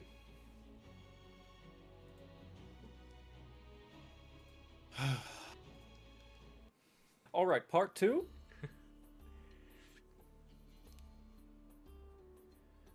They're like, we're in. That was fun. That was the most fun we've ever had. Yes, we're in. What's part 2? Vordoon, by the way, wonderful ad-libbing. That was fantastic. That really sold a scene. That was... Well, real quick.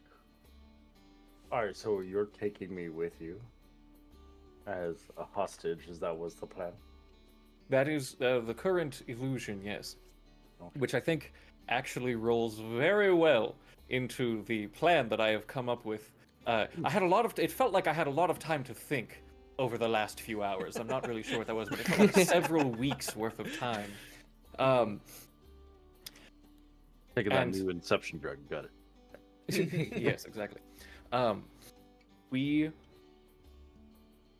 think this ship has to go to the booty hole. The butcher's people cannot see this ship again until our plan is done. We need to have a brief conversation with the captain of the Tinkers once again, because here's what's going to happen. You seem very keen on selling an illusion here tonight, Vordoon, which I'm very excited for, because I'm going to need you to sell another one. Mm-hmm. You are going to burn down the Siren Song's house. Perfect. And you're going to do so because you managed to escape very near to the confines of said abode where you were being taken. You retaliated for the attack on the harbor by setting the house ablaze. And then before the Siren Song can get their hands on you, the local Tinkers are going to arrest what they perceive to be a random arsonist. Okay. So take these Molotov cocktails that I have. All 16 of them. I have my own. To be fair, And he we're pulls out like a bag full of Motovs. we're on a ship. There's a lot of oil. We have flasks. It's not difficult to construct a Molotov. Oh, Verdun's already had them prepared the entire campaign. Sorry, no, guys. Oh, spectacular! All right then, you're ready. We love this. And then boom, in one night we have the Siren Song attacking the Butcher, we have the Butcher's people retaliating, and we have the grounds to set the stage for the final conflict. Captain Selena pulls up a chair and she's holding a bottle of rum, and she says, "Mighty fine, bedfellows, mighty fine. Yeah, this is gonna work." Thank you. And he's gonna grab the bottle of rum and stuff a rag in it. All while this is happening, Evelyn is walking with baby Otter, Yeah. the Xanaphi, walking in the street going, "Where were we meeting them?" She just puts her tiny paws up. I don't know. Squeak. Oh. I would assume we had some kind of contingency, like if we get separated, meet up at the Tinker's headquarters or something. Yeah, we can Was it the flashback. Tinkers? Somewhere. Where would you guys like to meet up? We didn't, though. That's the thing. I rewatched. This is chaos. Yeah. Well, no, I'm saying I'm sure we did because retroactively that would have been something that would have made sense to do, but we didn't Yeah. spend a lot of game time on the actual like planning Yeah. sequence. So So Yeah. probably back at the inn, or Yeah. I don't think the chairs at the police station would be very comfy. Fair. So you that and a all... lot's probably going on over there too, and that was already going to be chaos. Yeah. So the captain is gonna say, Especially if they arrest some of the butcher's people from tonight. Yeah. So the captain's gonna say, "We are gonna go hide the ship. You take the raft and head back." And she's gonna set you guys off with one of the rafts from the ship. You guys can paddle back to an isolated area of Tilboya and eventually regroup. And if you want to do that at the inn, the inn itself is having um, a rather rambunctious night. And you all come in, and you are going to hear the rumors as people are saying, "Can you believe that the siren song has made a move against the butcher? And the butcher defending themselves got arrested? This is chaos. This is absolute chaos." And people are laughing about it. Other people are kind of worried, like, what does that mean for the diamond port? And basically, it is the talk of the town that just happened. I would say that it probably took you 2 hours to get back to Rendezvous since the ordeal at the harbor. The harbor itself has been shut down by the Tinkers, is swarming with guard. Nobody in, nobody out from that whole harbor. That's You guys, perfect. That's ideal. you Yeah. guys come Um, in, and what are you guys doing? Well, before Yeah, we we- get there, Yeah. before we even they disembark ship, I'm just curious. Like Cassius, what's the plan that I go now, and I can take Uldar, and I can go burn this. The difficulty is we need to let the guards know first. Dog.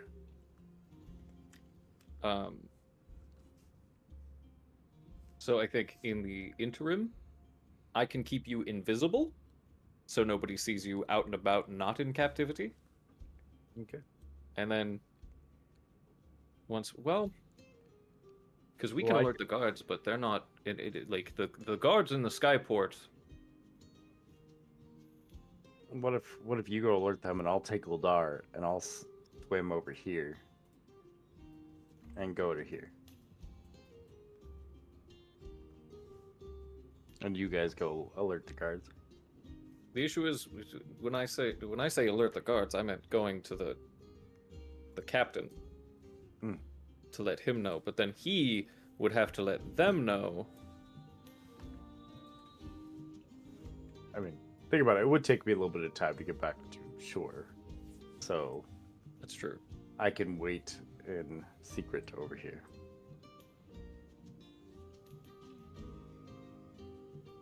Yeah, that's fine. If you feel like going and waiting, then Until I we'll see establish some- one of the alleyways that we were in before when we were invisible as like a meeting place. Maybe say like a certain time that Vordoon actually strikes, so Mhm. we can tell the guard captain that. Well, we need to go to the guard captain to see when he'll have people there ready to grab Vordoon. Well, it's more And then- like, hey, Vordoon's gonna hit at this time, so be ready around that time. But what if he Maybe? can't be ready around that time? That's fair. That's fair. I think we just Vordoon can wait because I can just when it's time to go and there are guards in place, I can just turn invisible and go meet him in the alley and be like, "All right, go, go, go, go, go." Okay. Okay. And So let's do Yusern that. will Let's- cast Animate Dead again to maintain control on Mhm. these guys. Okay. Do you take them with you? They hop on the little raft and head back. Yeah, they'll be my little boys. You got some noble hanging. skellies with you. And Noble so, and skillful. They had some good shots. Good Yeah, aim they on did. those, Yeah. guys. Can you imagine if someone was hanging and they cut the noose? Phew, that's exactly what they did, but to a ship. That was epic. I That was wonder why cool. that ship was being executed. Yeah. Steal the horse. Stole the horse. As- Sorry. First time. as we're about to leave, and we've kind of found a plan, so I'm just waiting till I see some more guards show up, essentially. Okay. Right? You're waiting until I come tell you that like you can go now. Oh, okay. Yeah. So, where are you guys rendezvousing? Let's start there. Did you guys meet back A at the back inn? alley over here. Oh, so you're meeting So- at a back alley. Okay. So Vordoon's gonna go off with Uldar Mhm. before the rest of us meet back up. Mhm. Yeah. Okay. So I'm gonna Because- jump. I'm just gonna jump off the ship and dive into the water after our conversation with conversation with Cassius. And then Cassius and Ysern are going to go meet up with the group while Vordoon goes and gets into position. Okay. Can I send my skellies with Vordoon? Yeah, you can. Dress them up like butcher's boys. All right. Prestidigitate them so they're a different color again. They match those guys. You listen to Vordoon, all right? You're gonna be good boys. You got your lunch packed. So, You got your priest sons. are you disguising them to look like a butcher? A crew? I'm gonna try my best to paint them basically with prestidigitation because I don't have like disguise kit or anything. It's gonna Okay. be like Ooh, argument, actually. If like you this. have your Hard to skeletons stealth. go, then the guards are going to have to arrest them as well, and then the guards are going to know that you resurrected dead bodies in the city. Okay, they're coming with you us. You just keep your dead. I'll handle this. Good thoughts, Cassius. Good thoughts. They're gonna look at them and be like, "Oh man, where did you find dead body? Wasn't there a story? Didn't somebody say something about skeletons in the graveyard? Now hold on a minute." there was a drunk guy pissed himself. And then all of a sudden, we're in the same cell as the Siren Song people, or the Butchers people, rather. Okay. So, let's start with Vordoon.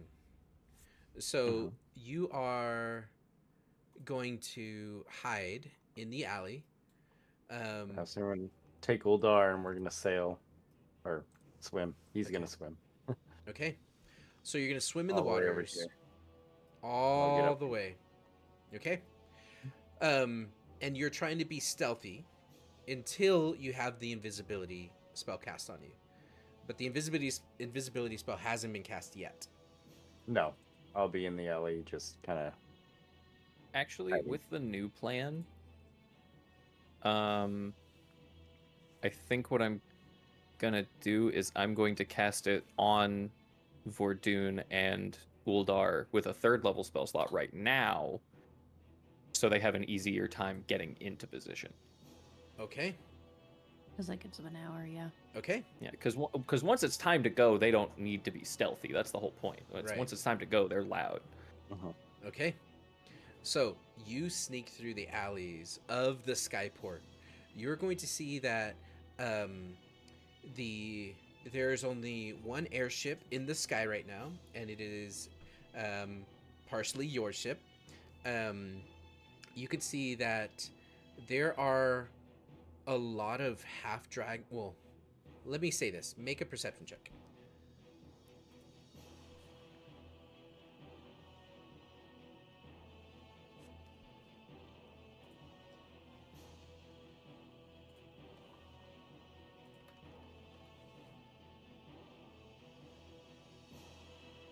And tell me what you roll.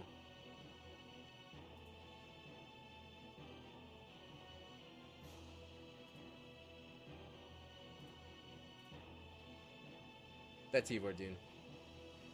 For what? Oh, Perception check. yeah, for me? perception Oh, check. I Sorry. thought you were talking to Cassius. No, I was talking to you. I was like, oh, he's really thinking about this plan. It's No, I thought you were talking to Cassius. It's totally Let gonna me work. see. Ooh. Nice. 21. Okay. Good. That's what I needed.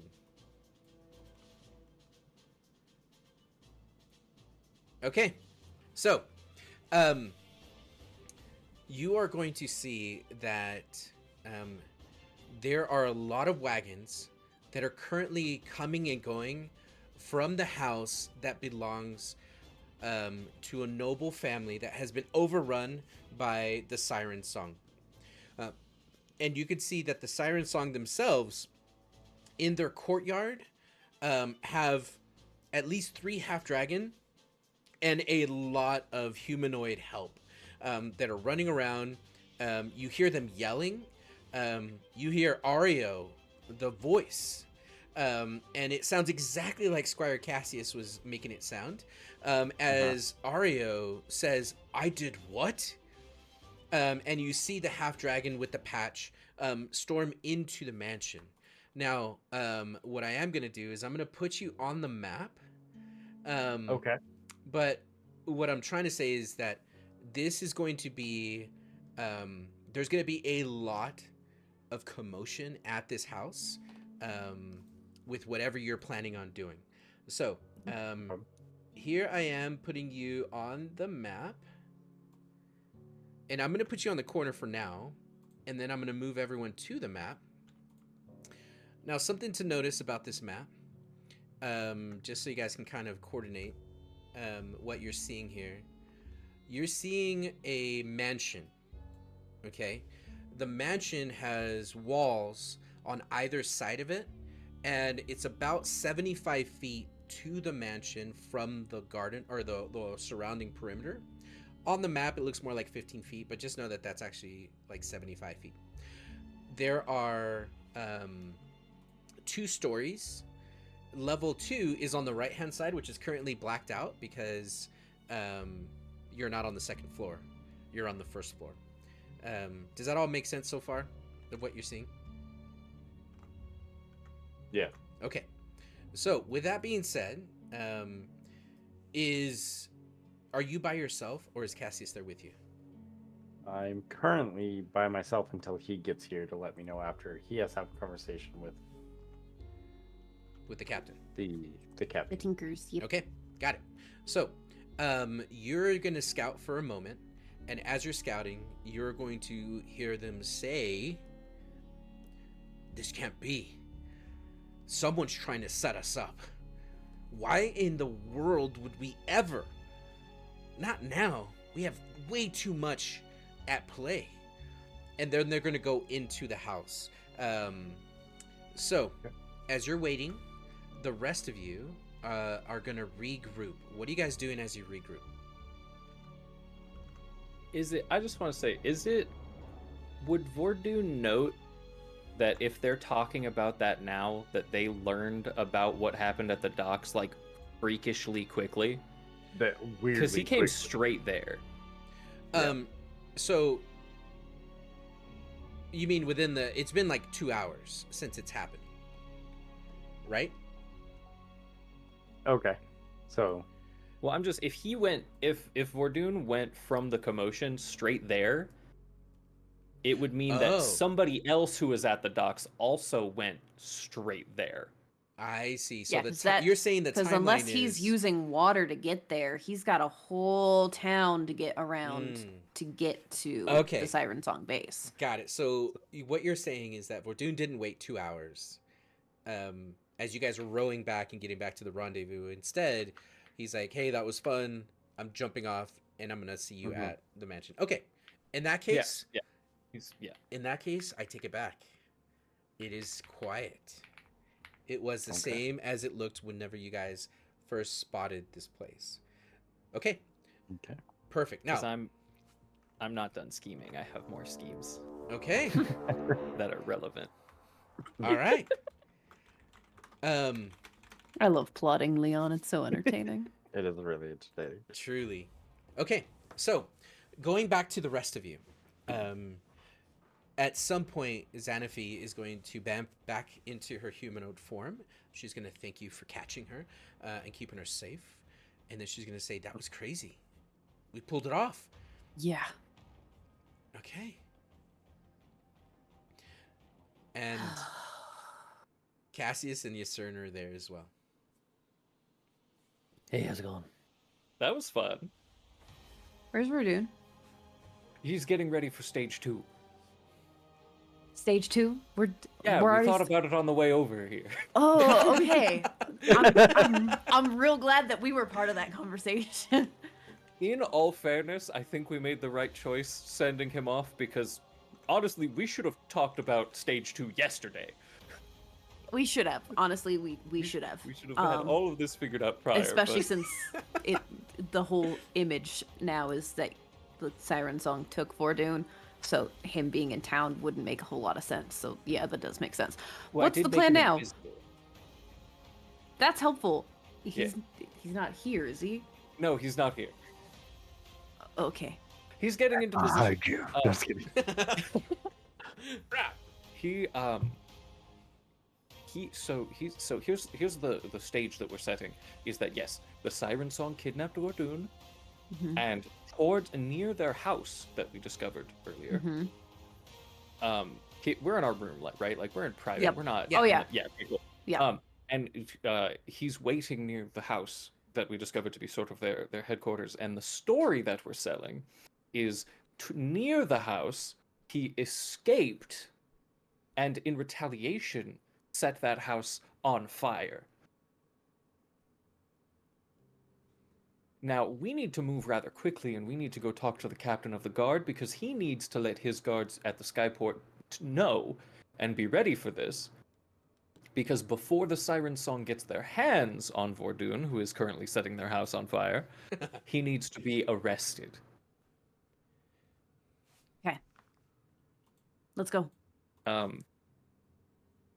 I do have to do one thing really quick before we go that I feel like is important to the continuity of this whole thing, and I will be right back. And Cass is okay. going to go down to the hustle and bustle of the inn. Okay. I you follow. go down.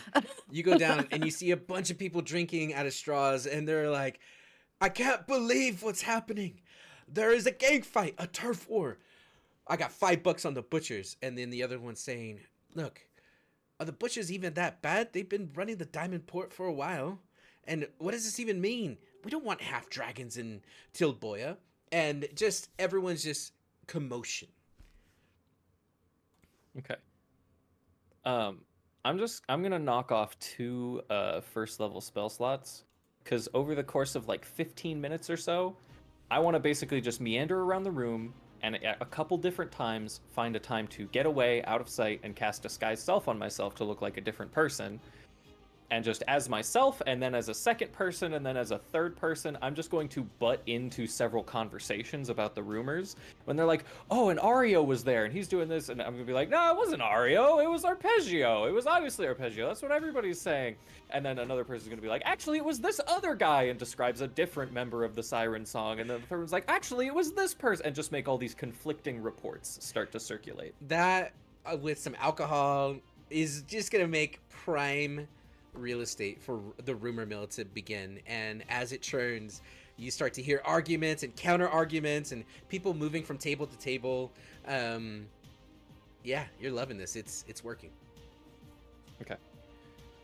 Because that makes it more difficult for the Siren Song to be like, well, they said it was this one specific person, and he knows he didn't do it, so clearly we didn't do anything. Yeah. Okay. And that whole rumor mill begins. It kicks off. What else are you doing? Now we can go talk to the captain. Now we go.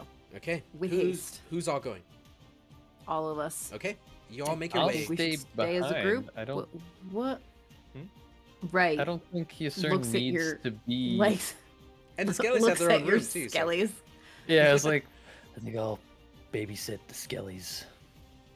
Anyone can come that wants to. This is primarily just go there, tell him a thing, and then I'm gonna go meet Vordoon and let him know that it's time. I'll go with you. Sitting on a roof the entire time not doing anything has made me a little antsy, and watching all of that. And you punched my brother. Now, Evelyn, I care very much for your opinion. Can you blame me? No, actually, I was gonna punch him myself. I just felt like punching him to the point that I think I saw a tooth. A little bit extreme, but It is not my fault. His teeth are loose in his head. He's spent a lot of time on ships. They should be taking fruit. He's clearly fallen victim to scurvy. I didn't hit him that hard. okay. All right, let's go. Okay. scurvy check. Bam. Now, when you guys get to the Tinker's Spire quarters, you are going to be stopped by the guard. They're going to put their hand up. Halt! The quarters are shut down. We're locked down because of what's happening. There has been attack at the Diamond Port. State your business. And this little Will you gnome just tell is the looking- captain that the strange bedfellows are here? He's going to look at his partner. They're going to whisper at each other. Yeah, right. One moment. Stay here. And the guard's gonna run off for a moment. As he runs off, the other guard's gonna say, "So, I haven't been able to go check it out for myself, but I hear the whole harbor's on fire. That someone cast fireball from the sky." Wow, That's- that escalated quickly. That's the rumor, yeah. It's truly wild. Well, the siren song will pay for this, causing Oh, mischief in certainly. my city. Yeah. He crosses his arms. The other guard comes back. He's like, "Yeah, all right, follow me." And the two of them are going to escort you. Now, as you are walking through the spire, you're going to pass by Softpaw's place. And Softpaw is currently sitting on his roof. His tail is just kind of flapping back and forth, and he is smoking a pipe. And the smoke coming out has a bluish tint to it. And he kind of gives you guys a nod as his tail is just Hey- kind of wagging. Hey, DM. Mm-hmm. Is he like? Is he like sitting on his roof, or is he like sitting on his roof? My Okay. Gotham, my city. Two things. One, the fact that Leon can do that and not fall off his bed, like sit gargoyle style, that's pretty impressive. And yes, that's exactly how he's sitting. He's sitting with his two hands between his legs. The tail is wrapped Aw. around and dangling off the roof, and he is currently holding a pipe, watching the commotion. He is a cat after all. A tabaxi. You guys then are going to see that there are several wagons. And you get there in time to see that they are currently closing them up and moving them away. You imagine that they have already brought the people of the butcher into this precinct and in this police station. And as you guys walk into the marblestone halls, that is the Tinker Spire quarters, you are going to be led to the back office. And you know that the cells, the jail cells, are just like a floor beneath you, but you can hear that that's where they've been led, and they have arrested a total of 15 members of the Butchers. You walk in, and the captain is currently standing on top of his chair. His hands are on the desk. He has 5 guard around him, and they're looking at a map of Tilboya. As they walk in, he is going to take a step back, and he's just going to go as he slow claps. All of the guard turn, and they're going to do the same thing, and they're going to kind of salute. What an amazing performance. You single-handedly allowed us to arrest a dozen of the Butcher. The Siren Song appears to be on the run. This is a major win for Tilboya. Where's the general? Where's the commander? Where's Vordoon? Oh, That's what well, we hear. he's getting ready for the next step. Right. The next step. The next step. Yes. Yes. What is the You didn't next? think we were done, did you? He is going to. Puts the champagne bottle back underneath. He's gonna be like, Wait a second. next step, you say? What's the next step? Well, I believe we discussed previously that we were going to hit both the Butcher and the Siren Song so that they would attack each other. That was the whole plan. Step 1 was hitting Yeah. the Butcher. Now we're hitting the Siren Song. Stoking Yeah. the flames, so any curiosity, any doubt that one side hit the other is completely quelled by the need for revenge. Okay. Now let me table talk here and ask you guys this: who told you? Because I can't remember who told you where the Siren Song is currently hiding. It wasn't the that police was... don't know, do they? No. That was Carnivorous. Got it. Okay. We are telling them this Got it. now. Okay. Okay, he's gonna say the Siren Song, you know where they're located? You know their hideout? Would have been a good thing to share, wouldn't it have? Yeah. Yes. Well, we just discovered it. When? So, today. A little earlier today, yeah. Yeah. Listen, now's the time. We can send all of the Tinkers. We got an army of guard. So you want to avoid the original plan and just go for arresting everybody? Well, they did blow up the harbor. That's probable cause. Yeah. We have enough to make a move, don't you think? Yeah, no, I mean, if you think that that would be the better approach, then you're more than welcome to. You've been dealing with the Siren Song at least longer than I have. I don't know if that, Evelyn, if you have any sort of way in there, but Well, then, what do you suggest? What's the plan? I'm sorry. What are you planning on doing? remember originally we were gonna make them really mad at each Yeah. other, and then they were gonna send both of them a letter that said, "Hey, let's just duke it out," and then we were gonna find them out in we were gonna make them fight each other out in the field, Right, and then outside of whoever Tilboya. won. Yeah. Yes, Outside of outside of Tuboya, yep. Tuboya. Mhm. Now, And then, yeah. how are you going to? I mean, you put on a show. What are Yes. you going to do to the Siren Song? Is it going to be with such grandeur? Grandeur? Yeah, it's going to be more fire. Yes, more arson is sort of the plan. In Tilboya? In the Skyport. The It's like Skyport one is... house, but it's like, yeah, it's one house, and it's kind of like on its own. There's no like other houses like immediately next to it. So long as there are people there ready in case anything did catch, it'll Yeah. be fine. Okay, I'm going to write something in chat. The estate belongs to the Fullers. The Fuller estate. And you all know this, the Fuller estate. And you also know that there's 75 feet of open Yeah. area, so... Yeah. Well, The Fuller estate, I believe. the Fuller estate? Yes. Not sure if they are cooperating or if it was a hostile takeover of their estate. Well, regardless, I want to know how they're faring. Do you know anything about the Fullers? How are they? No, No. haven't seen him. Okay. Let me hang on. I think we can do a little twofer here. Yes. We're gonna set the house on fire. The Fullers are nobles. They probably have insurance, right? So we're gonna set the house on fire. Wait, what is insurance? That sounds like a... Yeah. Unfortunate to hear.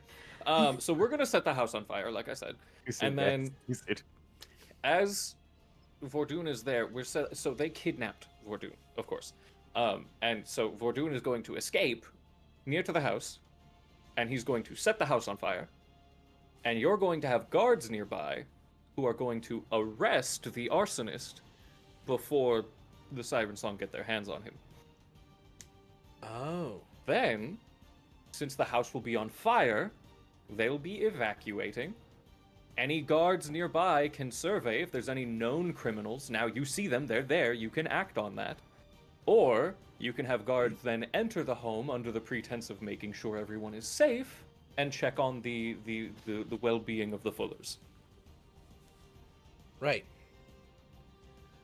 Well, you all have proven to be the most elite spec ops force I have ever have had the privilege to work with.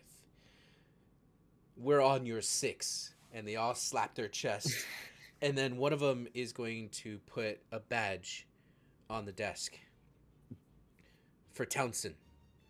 And you see it's bloodied, it's a little bit burnt, and they're all going to say, for Townsend. We'll be there. What's the signal? Fire. The signal is fire. The signal will when be the we house see is on fire, yes. Yeah. Yeah, Yep. okay, Yeah. correct, I yep. think that's a Yeah, good idea. Yep. yeah. Mhm. Okay. Fair. Oh, that's awesome. Okay. All right. Well, men, the night is young. We're not done yet. We're going to be able to quell 2 of the biggest pain in our arses that Tilboy has ever seen in one night. Thank you. And once again, I cannot emphasize enough, like, if you think it would be quicker and easier to just arrest everyone on the spot, then you go for it, like, if that's what you want to do. Our plan was to get rid of both of them, and if this is gonna do that for you anyway, and we don't need to do the whole grand, what is it, like the Hobbit third movie, big battle in the massive field sort of situation that we had envisioned, then fine, cool. I mean, I'm sure there's It a only whole. works if they get a pregio. Yeah. Yeah. If a pregio escapes, it will be for no reason. Right. We don't want to move too quickly, although we're primed and ready. This is one we need to let cook. So, And we're all on the same page that that guy has wings, right? Like he's that's a difficult man to arrest, I feel like. yeah. Yeah, we're going to need to find a way to clip those. Yeah, you're right. Oh, I'll find a way to clip I, it. I feel Vordune's ears I feel burn. Vordune's spirit burning in my ear. Let me rephrase. You know that guy has wings that presumably let him fly, right? Okay. Oh, I'll ground him. Don't worry about that. Okay. Mommy. Same rules. Same rules apply. Minimal civilian casualties. 0 is what I'm tolerating. And as minimal damage to the city itself. Don't know what Except for this the magic one of house that we're insurance burning is. down, yes. I need to understand what happened to the Fullers. We know the Fullers well. If anything, it must have been a hostile takeover. There's no way they would have housed the Siren Song. But we'll peel that layer later. Good luck. We will see you soon. Men, we Yeah, gotta I'm get thinking some like red- maybe an hour over there. Aye, Cool. aye. Okay. Burn down a place. See you in an hour. So you guys walk out. You're back in the Tinker Spire quarters and heading in what direction? The skyport? Okay. Yes? So you That's guys the are heading plan, to the right? Skyport. The plan, yes, is to go to the Skyport. Evelyn, do you want to? What do you want to do here? Because really, I'm just going to tell Vordoon it's time, and he's gonna start throwing Molotovs, and then he's gonna get arrested, and that's really our whole part in this.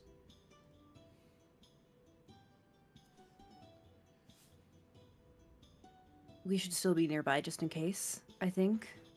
I can agree with that. Yes. But on top of that, we need to keep eyes in case a pregio gets away. Because we need to make sure he doesn't.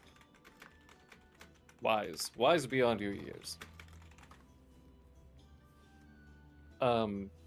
Should we grab the others? Are we? Yeah, thinking now, we probably should have just had them come with us in the first place. Because Yes. We should at the very least grab Yasern. Xanaphi seems a bit tired. yeah, yeah. She's like, but I want to smash. Okay. We really need a way of contacting each other from long distances. That would make our lives a lot easier. For now, you have to walk. Yep. Talk face to face. Okay. How long did that conversation go with them talking with? I imagine it was like that was like a 30 minute conversation plus a 15-minute walk. So it's been 45 minutes since they left the inn. Whenever they leave, can I go down and get a drink? You can. Would you like a straw? In your drink? No. I just try. Okay. So you go down, and you are in the hustle and bustle. Cassius has created quite the rumor mill down here, and everyone is happily drinking and talking about what this could possibly mean. They all spot you, and kind of raise a toast. You like raise a glass, but you meld in pretty quickly. What are you doing down there? I'm going to listen for anyone being a fucking douche. Okay, make a perception check. As you start got me. listening with your ear. My douche senses. Or douches. Yasern just wants a roadhouse moment. He wants to get in a bar fight. Okay, so with the 12, you do overhear 2 men that are currently talking. and one of them is currently grabbing the drink from the other, and he says, "Now you listen here." And the argument that they're having is basically who would win this turf war, between the Siren Song and the Butchers, and they are Team Siren Song, and it's kind of offensive how they're talking about it. In your mind, you do find a group or a couple of people arguing.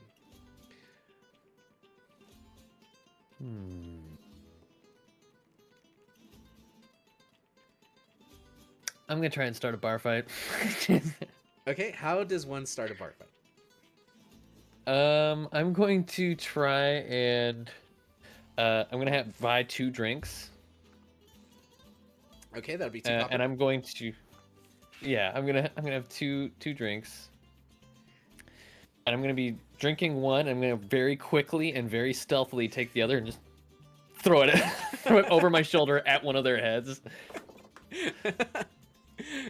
As soon as you throw the other one at the head, he's gonna look and he's gonna say, "What the fuck? Do you want to start a bar fight?" Sounds like he wants to start a bar fight. I'm gonna take that from Minnie. 'Cause it's so Thaumaturgy. funny. You thaumaturgy it? Yeah. And then next Oh, thing hey, you know, this guy's starting a bar fight. a bar fight begins. And you are kind of stuck in the middle of it. There's about 30 people in the bar tonight. It is jammed packed with people wanting to talk about what happened. And you're stuck in the middle of it. So, you're going to have a punch coming at you. It's a natural 19. So I'm going to say we're just going to make it a +0. There's a 19 hit. Bing! It bounces If I off. have my shield with me, otherwise, Okay. otherwise, I don't think I would. So Who I brings think a shield actually- to a bar fight? Yeah. You're like, oh, you just lost your Poor dude. knuckles. Yeah. Yeah, I think that exactly hits because I have 21. Well, 20, a 19, 19 won't. Yeah. No, it was. Oh, Because without shield the gives you a shield. He's in +2. 21 with a shield. So Okay. 19. Yeah. Oh, gotcha. You so it would take be 19. 2 bludgeoning damage as he clocks you in the face for throwing a beer at him. And then you see a chair flying. I need a deck save. As the bar stool goes flying across the bar. 11. And it's going to hit you for 3 bludgeoning damage. As you are in the middle of this bar fight. People are crawling on top of each other and scratching each other's faces. And it is a fight. Someone picks up a small gnome and he's like, fight, fight, fight. Throws a gnome yeah. across. Like someone throws a gnome. That poor guy. Mm-hmm. Don't throw gnomes, guys. That's not nice. Can I? Unless they ask you to. Oh yeah. Yeah. Or If their it's name's Ben. consensual. You see a gnome Yes. biting this guy in the calf, and the guy's like, ah, my calf. It's like a fucking rabid dog. I'm gonna try and keep a bead on the douchebags and see if they get close to a window or the door. Yeah, they do. They get up and they're fighting each other, and you see there's a nice, beautiful window with nice, freshly installed glass behind it. I'm gonna try and tackle them through the window. All right, make your attack. We'll use the shove action as you roll to hit. Is that a strength Yep. or is that Strength athletics? Yeah, strength athletics. Okay. 7. He's gonna grab you and he's gonna twist you and he's gonna push you against the wall and he is gonna punch you in the face and he's gonna roll a natural 2. He hits the wall right next to you. Cassie, stop. He's gonna do what with it? You currently are pinned against the wall, face to face with this man as he punched and missed. What are you doing? Can I knee him in the nuggets? You absolutely can. Make another athletics check. 1. Oof. You hit his codpiece, and it's the only armor he's wearing. He looks at it, he's like, That's smart. not my first bar fight. And then he's going to headbutt you, and he's going to roll a natural 3. Boom. Doesn't even hit. Come on. Is that all This you isn't got? my Let's take first this bar outside. fight. Headbutts the wall. Oh, I'm gonna trick this guy into beating himself up with Stop the moving. fucking building. All All right, I'm gonna try and Yeah, good. flick him into the window. Okay. I'm trying to get this guy outside. That's Alright. what I'm trying to do. Do it. Strength athletics. I am not the guy for this. One. No, you are not. You go to grab him at the waist and you lift with your legs. And you feel his tippy toes get off the ground before he just brings an elbow on top of your back, and that one's gonna hit for a natural 20. Yeah. But it's an unarmed DM. strike, so you'll take 2 damage for that. Yeah. Can we have the overlay with the rolls up on screen? I need Yeah. the people to see Mm. what's happening here. Yeah. Yeah. We got a 12. We got an 11. We got a 7, a 1, and a 1. Non-natural ones. Dirty ones. Dirty ones. So Can I take a you'll take 4 damage. 4? Okay, Total here we go. for that. As he just clocks you right in the spine, you feel your legs go tingly for a moment. There is a bar fight, and people are starting to break some noses. What are you doing? I'm going to take out my flask, get a mouthful of pig's blood, and spit it in his eyes. Ah, what is this? And then what? And then I'm gonna try and flick him outside. Okay, you'll have advantage as he's like, Yeah. what is this? Oh my gosh. What are you He tasted drinking? it. He's like, oh, pig's blood.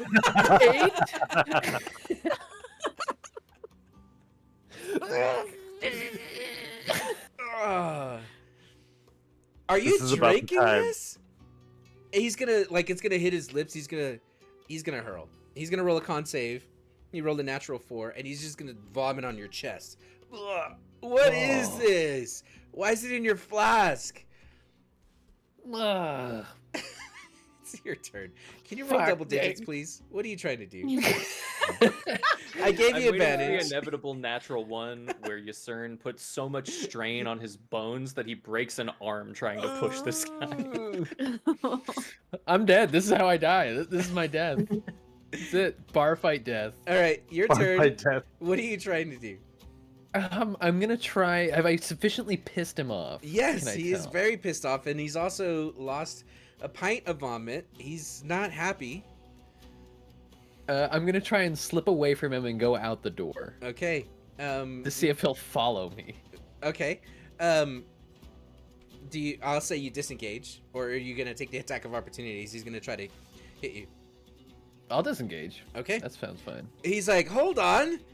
What is that? Yeah, I need to know. And as you start pushing your way through the crowd, you're gonna catch another elbow to the face. It's a natural 9, and you're going to kind of duck and jump over a couple gnomes as you make your way out into the fresh, cold air of the night.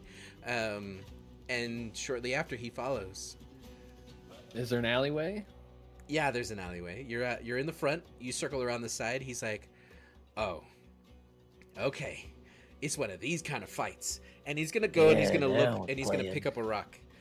And he comes at you. Oh, Now, what are you doing?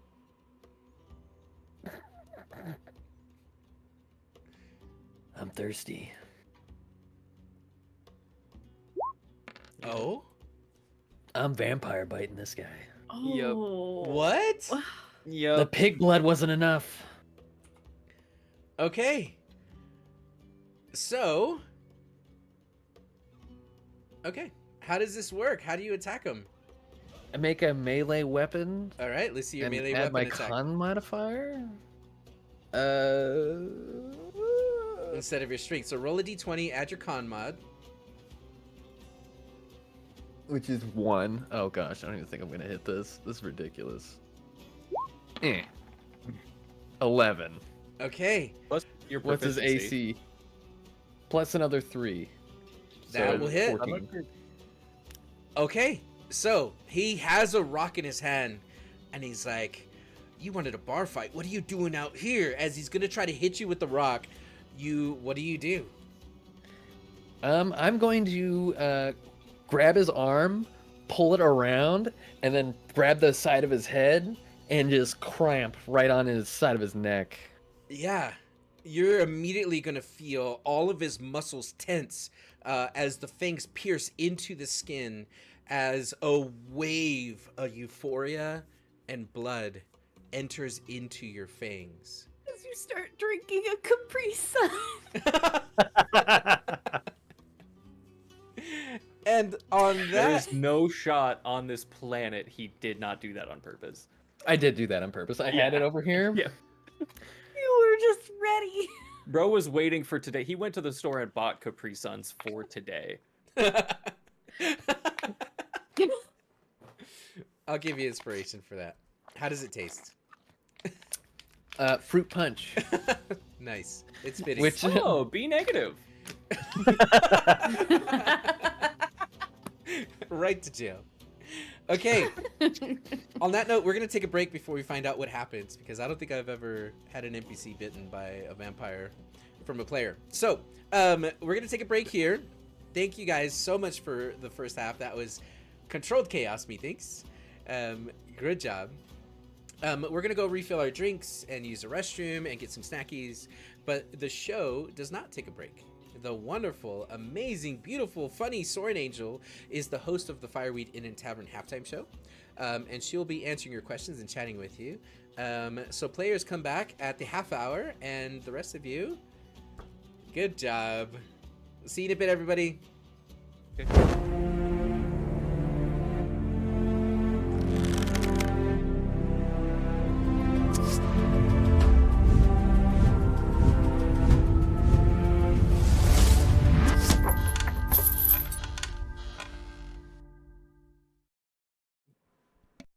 All right, hello everyone. We want to welcome you all back to the Fireweed Inn and Tavern. I'm Soren Angel, as you know, and this is our show within a show, and we appreciate you all joining us. So today we will be doing a chill Q&A session for halftime. So if you have any burning questions that you'd like me to answer, you can go ahead and send them in using your channel points. But before we get started, we'd like to give a shout out to some of the very talented artists and meme makers in our community. So, as you may have already noticed, we have some beautiful artwork hanging here in our tavern, courtesy of Icarus, Abracazam, Mrs. Toxin, Lunabear09, and our very own Always Sleepy. You will also notice a collection of legendary memes created by our amazing viewers like Ransom Pig, Egg, and Crafted Havoc. And our very own players and crew, Minnie, Derp Snack, Sleepy, and Leon. Our absolutely stunning character art for the main cast of this season is drawn by the amazing Abracazam, and our fantastic collection of emotes here on Twitch were created by Lunabear09, Ava, Icarus, and Scoopidity. And this season's NPCs are drawn by our very own GM Mug and lead cast member Always Sleepy. So these beautiful pieces of art, created by our community, really make Game Related feel like home. So thank you, we love you. If you are an artist or a legendary meme maker, we would love to see your creations. So, if you visit our game-related Discord, you may post your artwork in the community art channel, and your top tier memes in the Memes Are Us channel. For those not using Discord, you can totally share your artwork by tagging us on Blue Sky, Instagram, and TikTok. For formatting purposes, landscape orientation is preferred but not required.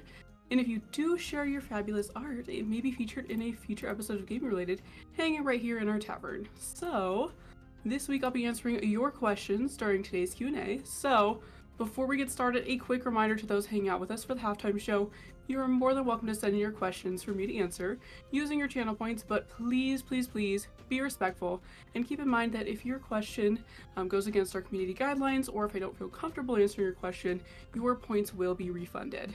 So, let's go ahead and jump in. Let's see what kind of questions we have coming in today. How is everybody doing? I hope you're all doing well. Let's see who we got here. Of course, we have, Yasern having his juice box before we had break here, which I thought was pretty fantastic. Hello. What's your favorite juice box flavor? Says Egg. Ooh, Egg. That's a loaded question, because you know what? If they had pomegranate juice in a juice box, I feel like that's the one I would go for. But I feel like as a kid, like solid classic apple juice box was like my fave. But if we're talking about like Capri Sun, Capri Suns, okay, I have to say I'm a Pacific Cooler girly or a Fruit Punch girly. It's got to be one of the two, you know. So I'd say, yeah, probably Pacific Cooler or Fruit Punch for Capri Sun. So that's the gist on my juice box. My juice box lineup, but I hope that's a good answer. If I didn't answer it properly, please let me know and I'll try my best to fix it. So, thank you, Egg, for your question. And then another one for Minnie. Let's see. Do you have any New Year's resolutions? Minnie, that is a loaded question. I will try my best. Let's see, New Year's resolutions. Ooh. I'd say, well, the ones for last year, I didn't meet all of them, which is okay. Like, sometimes life happens, right? I did go to the gym 7 out of the 12 months last year, so that was pretty good. But I think this year I want to hit that full 12 months. So I want to go to the gym for that full 12 months. You know what I mean? So I think I'm going to try to commit to the bit this year, and go to the gym the whole year, whole year, and try to be consistent with it. I don't care if it's just twice a week or 3 times a week. I'm going to be consistent. That's my main goal. Let's see, another goal for this year. Ooh, probably. This is a good one, and I think it's a good one for basically anybody. Getting enough sleep. Okay, I'm gonna tell you, in 2024, I did not get enough sleep. I did not get enough sleep. Maybe like 4 hours here, 6 hours here, like 6 or 7 is pretty good, but I want to get a solid amount of sleep every night, instead of maybe getting 2 or 3 or 6 or 5. I want to try to be consistent with my sleep schedule as well. So probably a consistent gym schedule and then a consistent sleep schedule. I think both of those would be probably, that'd probably be the best. I sketched an Eve with the tiger face paint. W! Oh my gosh, I want to see. Oh my gosh, I'm sure the cast would love to see it too. If you could post it in our Discord so everybody could see, that'd be fantastic. I don't know if you already have or not. I have not checked. Cold apple juice, my fave. Yes, Jubilant Giraffe. A cold apple juice it's peak. It is peak enjoyment right there. Like, cold apple juice or like a hot apple cider. Ooh. Ooh. Like, let me tell you, apples, top tier. Top tier snack. Top tier beverage. Okay. I feel like I've seen pomegranate juice boxes before. See, you know what? I'm gonna have to find them because I feel like it would taste really bussin' out of box, you know, rather than kind of like, you know, like the palm, like, bottle, I guess.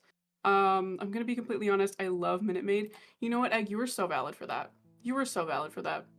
Last time I had Minute Maid, it kind of gave me a stomach ache. I don't know if it's too much sugar or what, or if I just haven't had it in a long time, but I do enjoy it. I think it's all right. For New Year's, I made myself a bingo card. Bestie! Bingo cards are such a good idea. Dude, you know what? I feel like I should make myself a bingo card. You know what? I'm gonna make one. I'm gonna make one. Oh god, not again. I've seen more scarily accurate bingo cards. Egg. Yeah, me too. Me too. Scarily accurate bingo cards. Yeah. I feel like if I'm gonna make a bingo card, I'm gonna make a bingo card of things that I want to get done in the year instead of things that I think are gonna happen, because I'm kind of scared to write those down. Okay? I'm a little scared to write those down. Resolution, Soren. Thank you, Minnie. Thank you. Yeah, I think those are 2 solid ones. I think I have a couple other ones, but those are not to be shared on the internet. So, mine are personal, like getting my nose pierced, starting on my, oh, I'm gonna butcher this, Mimiku? I probably butchered that. What character is this? I need to know, okay? Hold on.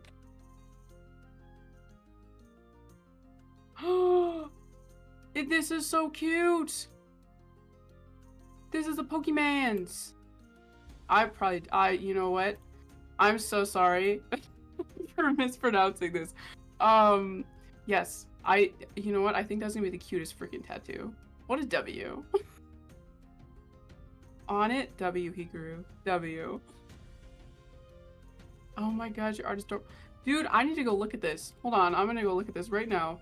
You know what? Is it in community art? It is. Oh. Curly Pop. Oh my god. Bestie. Look, it's Eve. It's Eve as a tiger. Girly Pop, this is so cute. What the heck? What the heck? I love this. Hi Octo. How are you? I hope you're well. Ooh, another question from Egg. If you could get any D&D feat IRL, which would you choose? Oh my god. Okay, Egg. Look. All right, let's look at our options here. Because I don't want to forget anything. Let's see. Ooh, let's see. What do we got? What do we got? Ooh, yeah. Ooh, but that's also good. That's also good.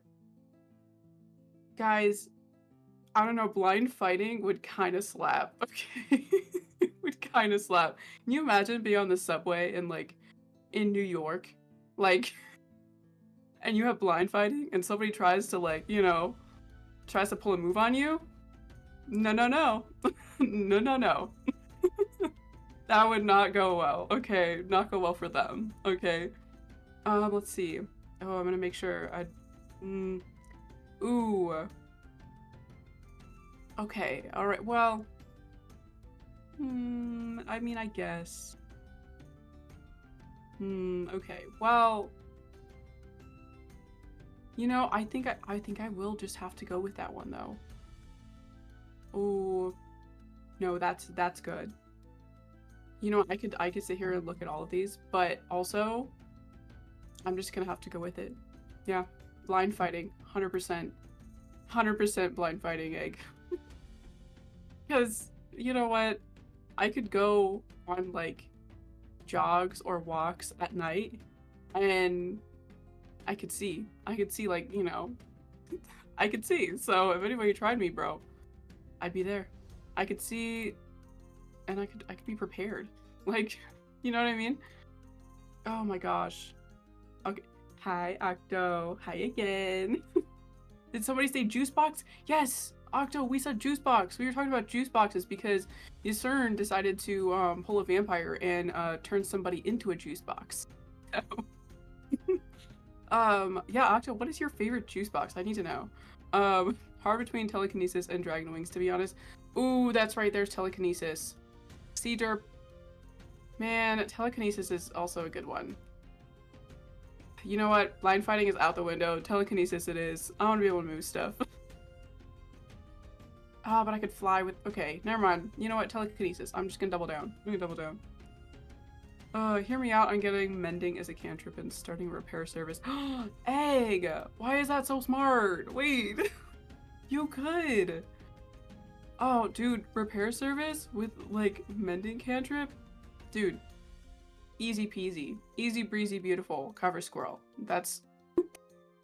That would be such a good, like, hustle. Like, you could just bada bing bada bam. Mend that stuff.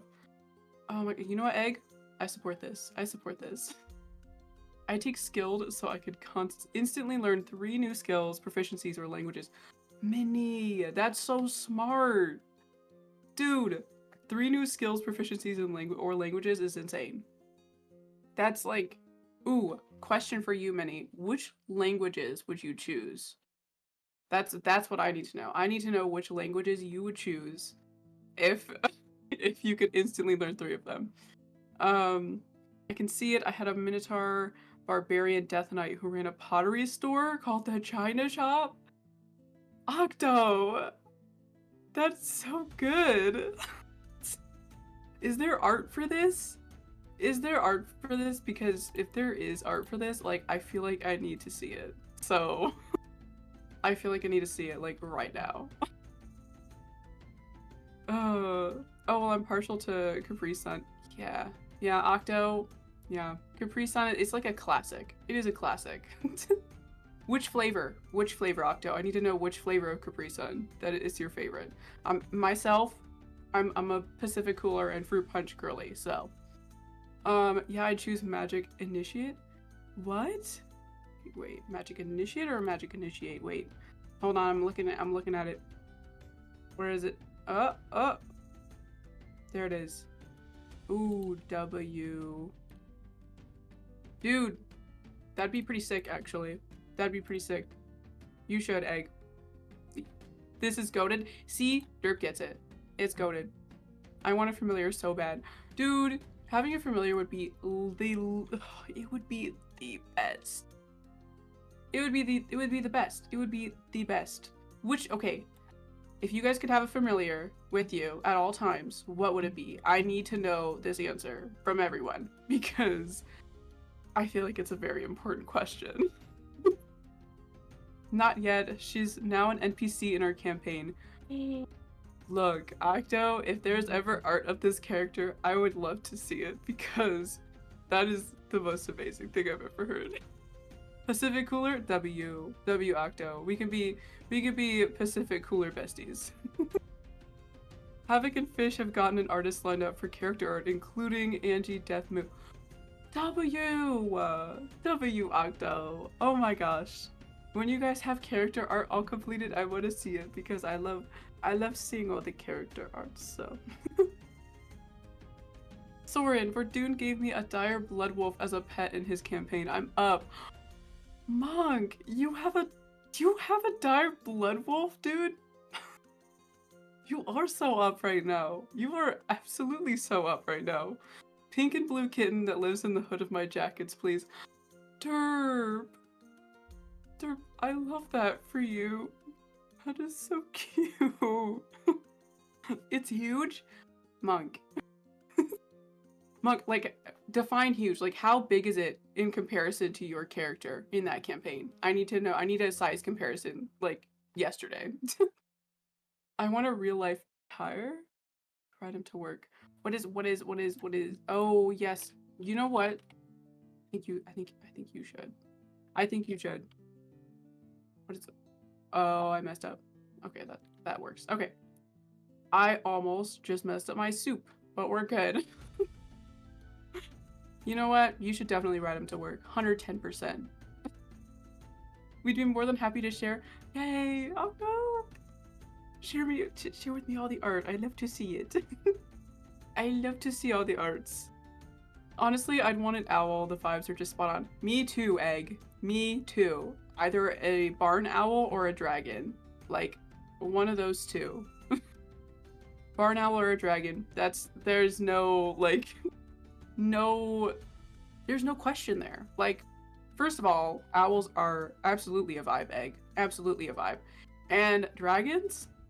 What? Who does not want a dragon? That's the question. My druid rogue used to have a Lunamoth named Lou, but that half HP was rough. Oh no. Half HP? Oh my gosh. I mean, it makes sense because it's a Lunamoth. I mean, it's a little bug. It's a little bug guy. Is that technically a bug? I don't remember. But it's a little guy.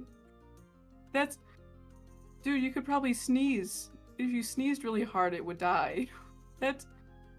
Oh man. Did it have like a little, like a lantern? Like protective lantern thing that it could hang out in as like armor? I don't know. I think that'd be pretty rad. It's a Fenrir wolf who is currently 9 feet from paw to shoulder. Bestie. Okay, I was trying to picture this. That is insane. Oh my gosh.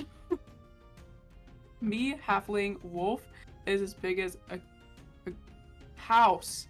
I was like, what do you mean, guys? House? The wolf is as big as a house?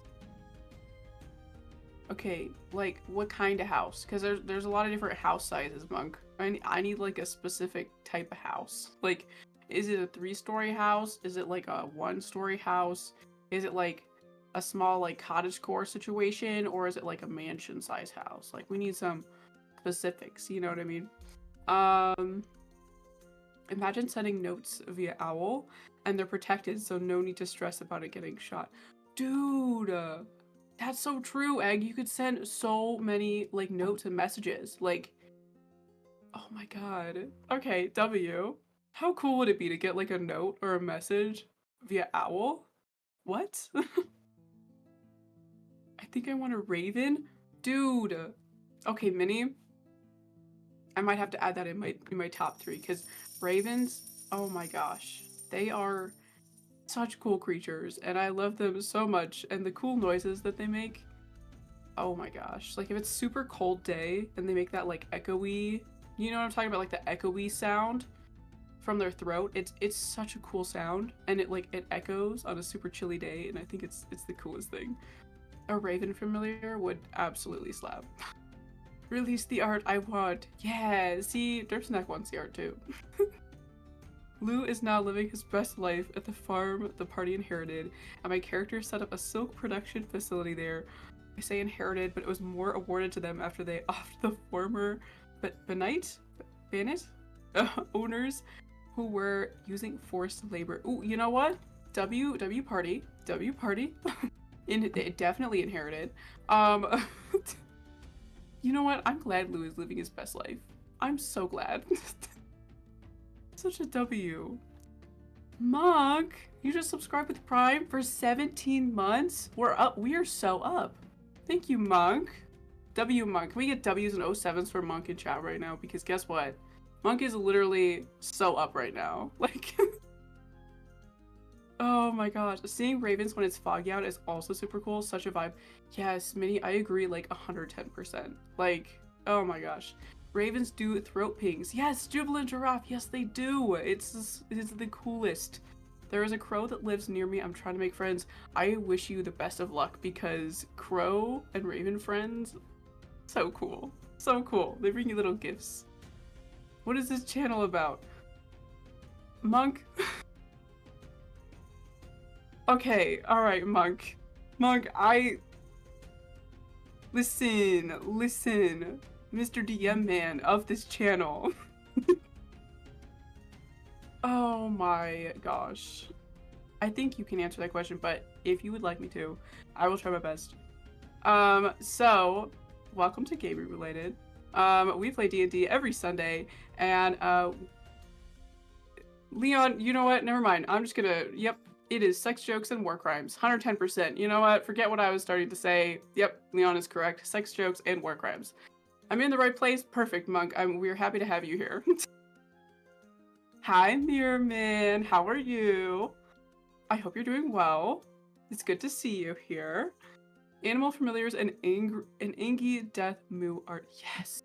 Yes. W. 10 out of 10. 11 out of 10, actually. Yes, snaps in chat. Let's go.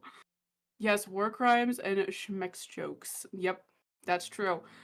That was actually the name of the party from season 1 of Gaming Related. So if you do want to check out that situation, you can find it over on YouTube under our season 1. So super fun.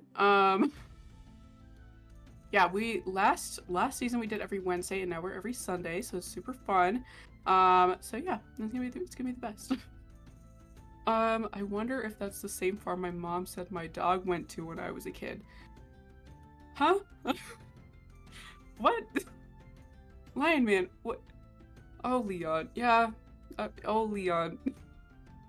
Someday I want to be a cryptid with an owl who lives in the forest with a Victorian era style house. W Egg. You know what, Egg?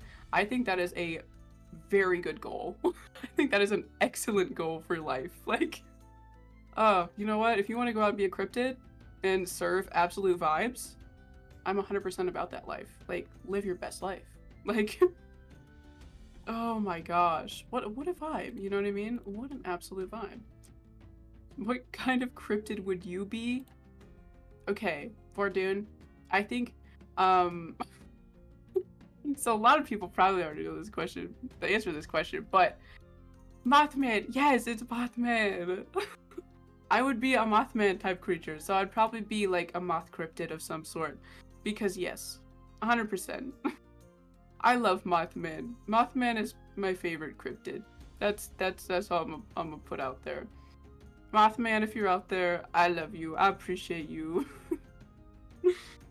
Oh, I'd be a dice gremlin. Oh wait, I already am. I love that for you, Octo. I love that for you.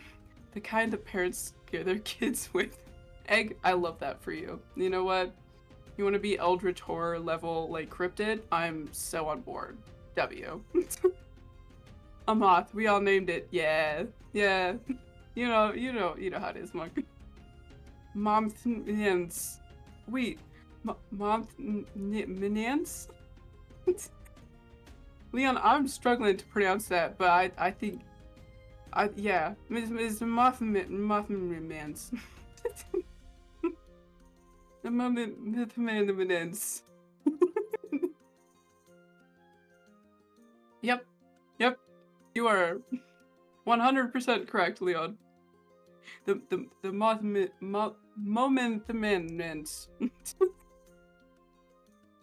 Oh my gosh. I'm the Eldritch Horror. Yes, Octo. We could all be Eldritch Horror besties together. How's that? Methman. No, Derp Snack. No. Derp is Snackington. That is not. Methman. Mm-mm. No. I think I'd go for the Witch of the Woods type of cryptid W. I love that for you. So we are actually going to start wrapping up. So before we officially start wrapping up the halftime show, I do want to remind you all, please drink some water, please eat something, and please stretch your bones. Okay? Self-care is so important, and sometimes we forget. I know I forget all the time. So please remember to take your breaks, drink your water, and eat some solid sustenance today. We appreciate you all, and we want you to take care of yourselves, okay? So I love you. Please go take care of yourself. Thank you all for hanging out with us in the Fireweed in a Tavern. We appreciate you all so much. Thank you for all the follows, subs, raids, and biddies in Season 2, Episode 25 of Gaming Related. Your support means a lot to us, and we love you all so much. So thank you all for being here and showing your support. We really appreciate it.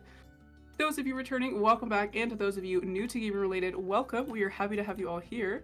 And before we direct your attention back to Monk and the lead cast, don't forget to check out our social media platforms on TikTok, YouTube, Discord, Blue Sky, and Scrib for clips, announcements, and other fun content. So, thank you all for joining us for Season 2, Episode 25 of the Fireweed in a Tavern Show. We hope to see you all next Sunday at 7 p.m. Mountain Standard Time. And without further ado, sit back, relax, and enjoy the second half of Gaming Related.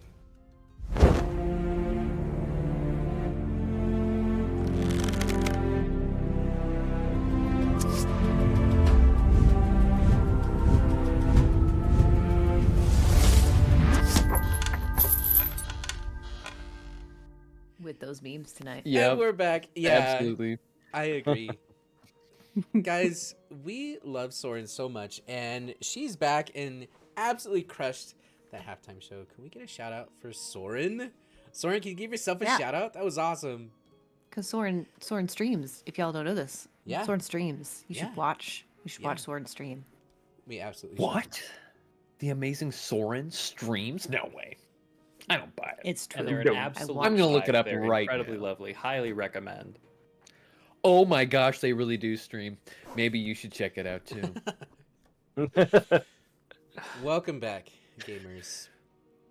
Actually, Monk, can you throw up a Soren stream? This is now a reaction stream. Yes. We're just gonna watch a Soren I VOD. just want to see her solve puzzles. It's awesome. It really was a little to the left. Oh my god. Dios mío.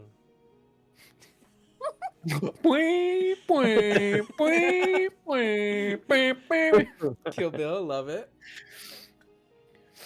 Okay. Well, where we last left off, you all Let had me get my juice box. successfully caused a riot on the docks of the Diamond Port in Tilboya. You brought two rival gangs against each other, the Butchers versus the Siren Song. The Siren Song is the bigger threat. These are the half dragons that have moved into several cities across the world for reasons, and teaming up with the captain of the Tinkers. You have permission to kind of go a little bit wild. Controlled chaos is what I called it. Now, as you regrouped, you are getting ready for the second half of this plan when Yusern decided to start a bar fight by asking who wants to start a fight. The fight began and punches were thrown. Vomit was had because he threw his flask of pig blood all over this guy's face. The guy, for some reason, followed him outside. I didn't know this was going to happen as a DM. Goes into the alley and then gets bit by Yasern. Before I tell you what happens, Yasern, I need you to tell us what it looks like when you attack this man. Is that what it looks like? Little sippy. The soft crinkling. Shoves a straw in his neck, just starts slurping. Just like, let me. I don't want to ruin. You put two little straws in it that form into one straw, 2 Capri Sun also known as straws. veins. Yeah, Yasern will. He's about to throw a rock, and he'll move the arm out of the way, and use his other arm to grab the side of the head, and pull it to the side. And the guy will look in his eyes, and instead of that usual gray milky, it will be like blood moons in his eyes, and the moonlight will glint off his fangs that they're extended. He's a hungry boy. Okay. So, He's a hungry boy. as you were waiting for him to follow, you can hear him pick up the rock. You hear it scratch on the cobblestone streets of Tilboya. The distant sound of seagulls and ocean waves crashing on the harbor. The smell of salt in the air in the city. And this inebriated man approaching you, the aggressor. And then you grab his hand and you bite. As your fangs pierce his and the blood begins to pour into your mouth,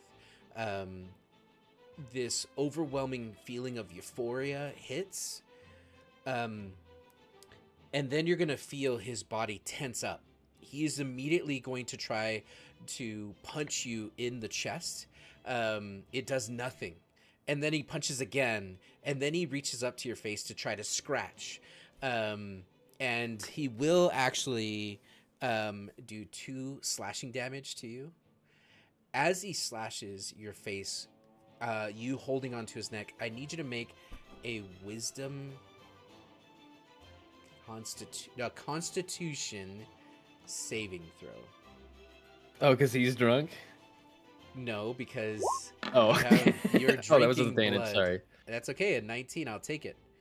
With the 19, you are free to drink as much as you want. You start to feel the fight start to leave. You start to feel the weight of him as you're holding him up. He no longer can stand on his feet. And a few more drinks and he will be unconscious. A few more drinks after that and he will die.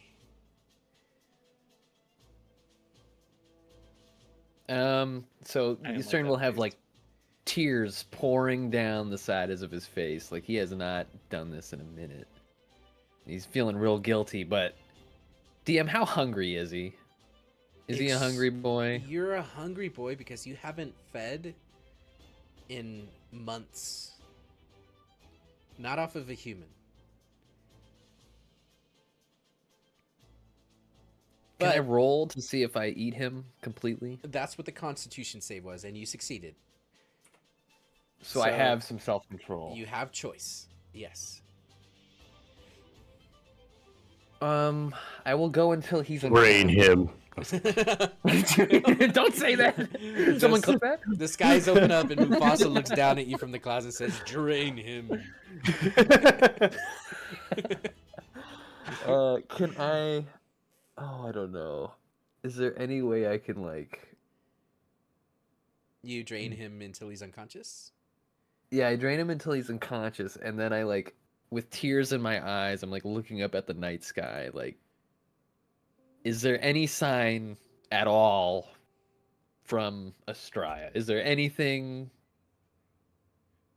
If not, I'll just go by what it is. I know that maybe it's not her big business, but Okay. You feel his arms collapse to his side. You feel the knees buckle. You're holding him up by the neck, with your hands and with your mouth. And as you break the seal, the Capri Sun falls to the ground and just crumpled over. His face covered in tears. Yeah, good job, Minnie. Red works. Covered in tears. um, and pig's blood. And as the burst of human blood courses through your body, I need you to make a wisdom saving throw now.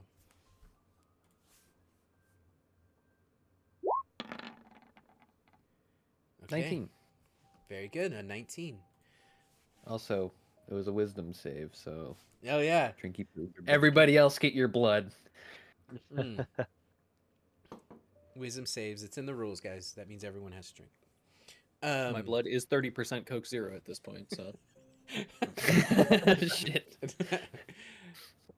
You are going to look up at the sky, and you are going to see something. You are going to see a well. You're going to see that in this well, there are stones that are in a cylinder that are stacked upon each other. And as you're looking up, you see that at the top of the well is a grate, and the grate is currently closed. And you can see the sun slowly starting to pierce the top of the, or eclipse the edge of the well. And in your mind, you suddenly are bamped back to a moment where you are trapped at the bottom of this well, shackled by your arms and your feet. And then the sun appears right over your face, and you are burned by it. And as you're burned by it, you wince in pain, and you let out a scream that echoes through the alleyway of Tilboya. And as you blink, you can see that there are two moons, and the closer moon is a full moon, and the smaller moon just hiding behind it. Whether that's a sign to you or not, it's an open sky. You look down, he's alive, but he is going to have a really, really bad hangover tomorrow. I'm going to cast a level 2 Cure Wounds on him.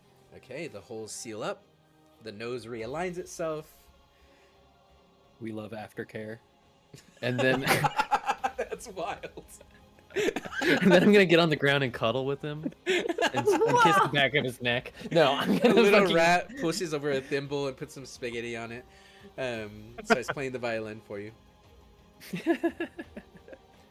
Finally getting that spaghetti. I'm going to... Fucking That hell. is a callback, and you Hey, nailed Monk. it, Hikaru. Yeah. Can, oh my god. Can we get Yasern making a con save because he just drank a drunk man's blood, which is a certain percentage alcohol? I love that.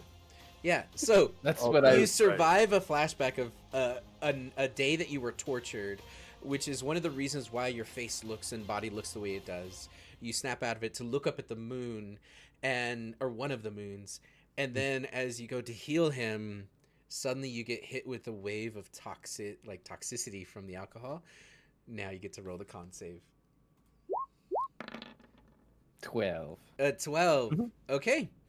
You start to feel tipsy as the alcohol is in your veins. It's in your blood. It's not in your stomach. So, yeah, you're tipsy. Okay, I'm going to prop him up against the wall. Yep, he is leaning with his head down against the wall. And then I'm going to You two punch on him in the outside face. of this map behave. On opposite ends. This is the reason why you guys are separated in this class. Don't make this sexual. Stop it. I'm trying to hide up my crimes. Okay. And then I'm going to punch him in the face. Oh, you Give punch him him a in his bruise. face. I'm trying to like make it seem like he got into a fight. Yeah, he looks like he got in a fight. And then can I make it look like he wet his pants? Yes, you can make it look like he wet his pants. How Because do then you he'll do be that? less inclined to tell the story. I've got prestidigitation, but I'm willing to go find water if need be. Okay, that's fine. So he's wet Pee his on him. pants. He's got vomit on his chest. He's got blood I'm on a his desperate face. man. Yeah. I pee his pants. Okay, and you pee on him. He is now your territory. I thought this was aftercare. This is not aftercare. This is the To opposite. some. I get. This isn't right. This isn't consensual. This is. Man's got to eat. I'm gonna just leave him. I There were a can't- lot of things on the bingo card for Yasern, but I don't think non-consensual peeing was even considered. I don't. Yeah, I don't know if he deserved all that per se, but it happened to him. I mean, he did have a rock. I mean, who brings a rock to a bar fight? He was looking to really hurt you, so Listen, you started. he it. picked I'll on put his a turn. He deserved gold in it. his pocket. Yeah, Maybe- He deserved- Listen, you're gonna tell me as a fellow man, you've never just seen a cool rock and decided you were gonna hang on to it? I have a collection. Maybe he actually. just happened to have that rock. Yeah. I'm gonna go fight this guy. He's all scarring. Ooh! Ooh, shiny rock. Oh my God! Look Okay. at that rock. So, after you prop him up and you make it look like he had a very bad night, what do you do next? I'm gonna pat him down. What's he got on him? I'm just curious. Yeah, he's got a total of 12 copper. And that's about it. I'll drop a gold in his bag. Now he's got a gold and 12 copper. All right. Thanks for the rough night, buddy. And then he's gonna go back up to the skellies. Yeah, the skellies just with this deadpan look just turn with their broken jaws and look at you. Don't judge me. Don't. Not you two. They Come look on. they look back at each other and then they just stare at you, just blank faced. Help me get cleaned up. Come on, don't look at me like that. They I know, immediately get up I and know. start taking your clothes off. To clean them. Because they do what he says to do. And one of them gets a little sponge bath and starts sponging your face. Ooh, that tickles. Whoa. They do it with a little bit more pressure so it doesn't tickle. Okay, cool. Okay, so you get cleaned by your skellies. And then we show up And then you hear a knock on because the we door. were on our way to get Yasern. You hear a knock on the door. It's Evelyn. Cheeks out. 1 second. I'm like T-posing. They're working on parts. Like a human car wash. Yeah. This is fascinating. You don't open the door yet, do you? He just Yeah, probably. I would probably just open the door. Yeah. Oh! Yeah, we probably would have knocked and then started opening and then, oh, fuck. I said they knocked. Oh my god. That's what Cassius does as well. Sans the oh fuck. He's just kind of standing there. We've all seen each other naked. That is true. Well, close the door. Gosh. The Oh skeletons, yes, the draft. the skeletons don't skip a beat. They're just scrubbing. They're almost done. Cool, because Okay, we that- still that's we gotta go.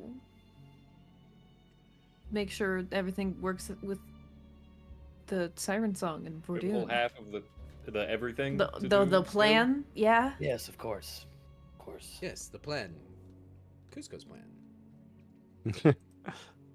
Verdun's just Maybe over it here works. wondering what Yasern is doing. No, I'm just kidding. I don't really know if I feel like waiting the 20 minutes it's gonna take you to put your plate mail back on. I mean, if we help, it won't take us long. I mean, Skellies. technically the skellies are helping. Okay, Iron Man me. this is weird. They're like dropping shit. Yeah, they don't have fingertips. They just have bones, so they're just like not as dexterous. Also, what happened? It looked like there was a bar fight downstairs. Oh yeah. Yeah, it got a you little guys rough. come back in the middle of a bar fight. Oh, in the middle of the bar. I forgot. You walk in. Oh, we skirted back by that. We're like, nope. Step over the pile of pig blood and vomit on the ground. Yeah. You guys come up. Yeah, that happened. So there was a bit of a scuffle. It's still happening. Yeah. Oh. Well, That's unfortunate. Ah, I hope nobody it's- got hurt. Everyone's feral down there. They're downright bloodthirsty. Wild. Maybe we should just get.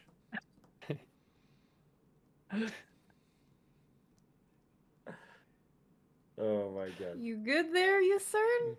I'm fine. I'm better than fine. I'm feeling good. Might be Must a be little a full tipsy. moon out tonight. 2, actually. Too. Yes, Oh. of course. People get Wait, weird on Wait, double wait. full I never, moon. never asked, does this world have 2 moons? It does have 2 Mhm. moons, yeah. Okay, cool. I checked. DM, can we have a third one? I will make a third one by the end of this campaign. Yeah, but Discern's gonna Oh. be the third moon. every year that moon gets a little bit bigger, and it's weird. That's no moon. Well done. Thank you. This becomes Right. a Starfinder campaign. The longer that Vordoon is sitting, hiding, the higher chance that there could be he is seen. So we should probably go and get the plan started sooner rather than later, right? Okay. If he gets seen by anybody, it'll probably just be some drunk in the alley pissing himself. I don't think it should be that big of a deal. Here, that's fair. I'm probably just We should still go though. I don't. That's not me Yes, advocating yep. for leaving him there. That's Yep, just yep. let's. Okay. Yep. Yeah. Let's go. Come on, Xanthi. Wait, no, she's asleep. Shit. Then if wake you her. stay here and make sure nobody finds the skeletons. Yes. Watch the skellies. Skeletons, you stay skeletons here and just- make sure Xanaphi doesn't get into trouble. Just sitting there staring at her.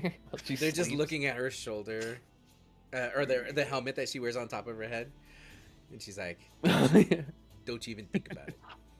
Hot swap. Good doggy. Okay, you guys make your way out of the district and towards the skyport. You rendezvous with Vordoon, and you're currently just outside of the Fuller Manor. Yes, Vordoon. Quickly.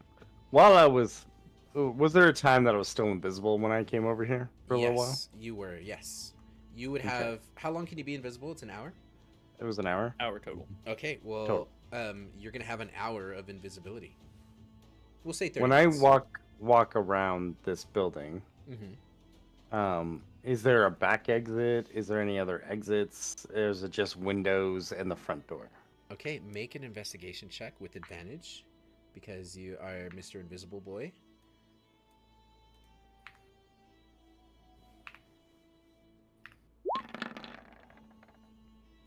Okay, so you see that there are 2 Dragonborn that are currently outside of the manor, and both of them are standing in front of a door with their arms crossed. You see that they both have a long sword and a short sword and a crossbow. They are on guard. You see the caravan, the wagon. Every hour or so makes a drop off. It is currently parked, but no one's inside of the wagon. And then there's the front door. So you have found 3 entrances into this manor. With all the oil that Yusern also gave to me, do you think I could put a trail of oil around almost this entire building? On the very least. Wall of fire I casted by will a tell barb. you. I will tell you this: the manor itself is made of wood. It is a wooden mansion. There is stone on the corners, and there's columns of stone.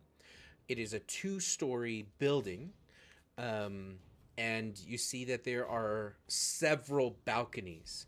On your side alone, there are, on the west side rather, there's 4 balconies. There's 4 balconies on the right. Tell me about the oil, because I don't remember that. How much oil did they give you? Well, I have 10, and he gave me 16, so I have a 26 pints. You have 26 pints of oil. It's a lot of oil. I thought you said it's olive oil. Nice. Oh, That's good for cooking. We're cooking up some rich. 26 pints of oil. Cooking up some sirens. Ooh.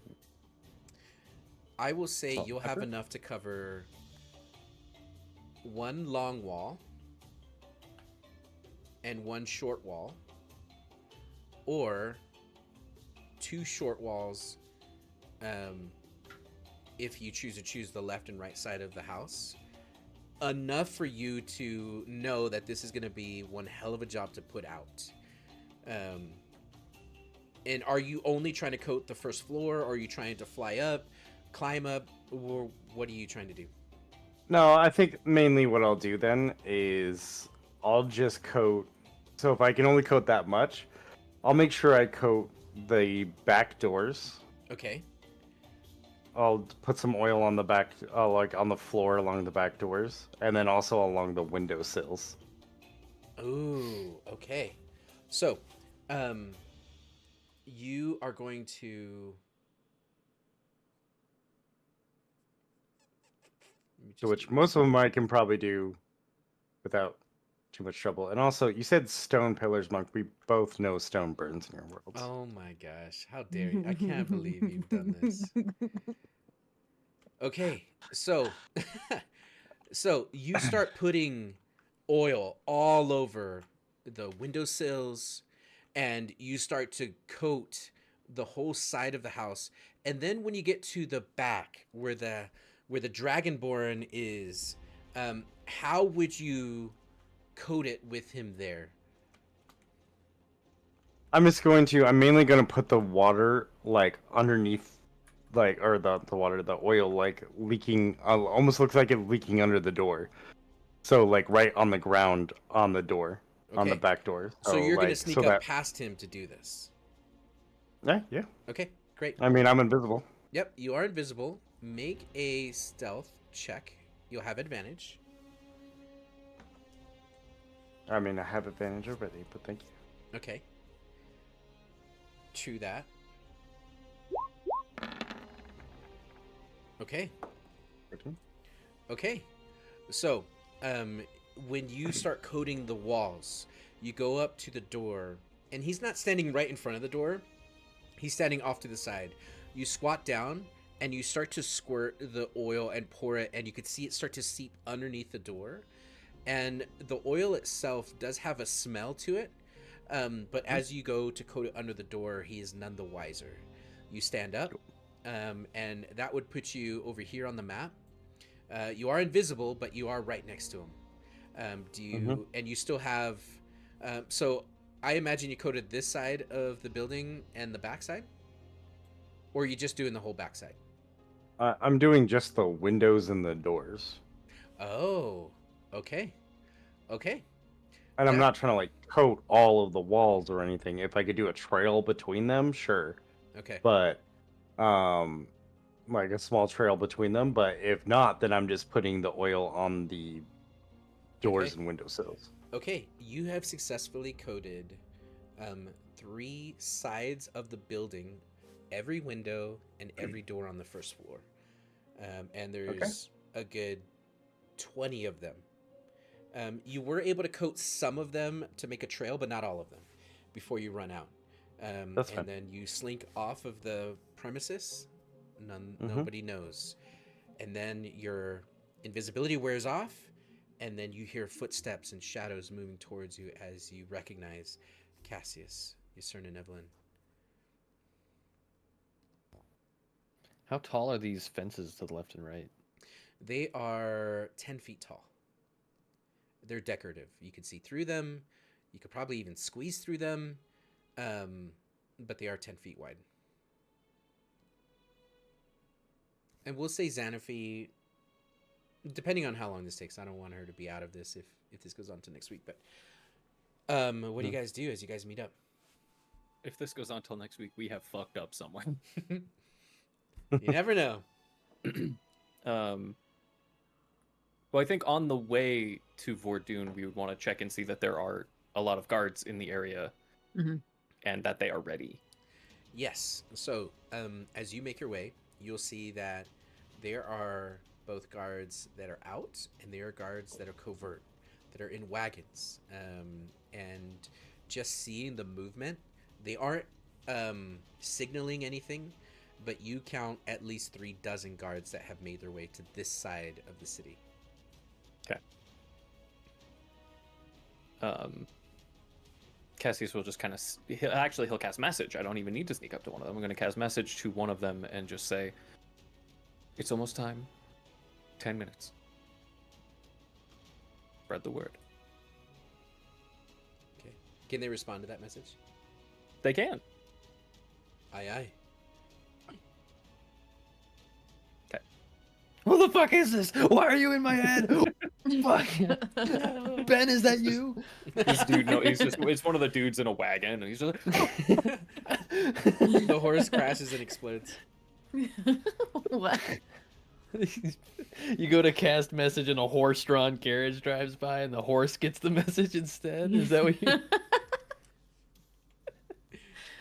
yeah, and then the horse just explodes. Yeah. Horses hate telepathy. It's canon. Yeah, and then we'll go find Vordoon. Okay. So, you find Vordoon. He smells of oil. He's been up to something. He's been scheming. Hi. Hello, everyone. How's it going? Good. Are we Go ready? here. Yes, I was going to ask you, are you ready to take the stage, my friend? We are. I've already soaked windows and doors in oil. Fantastic. If all goes according to plan, you shouldn't need to do much for very long. Just start the blaze and keep chucking until you're apprehended. Feel free to resist a little bit, but I didn't tell them you would necessarily fight back, so maybe don't throw punches. Oh, okay. May Estraya guide your performance. Guidance.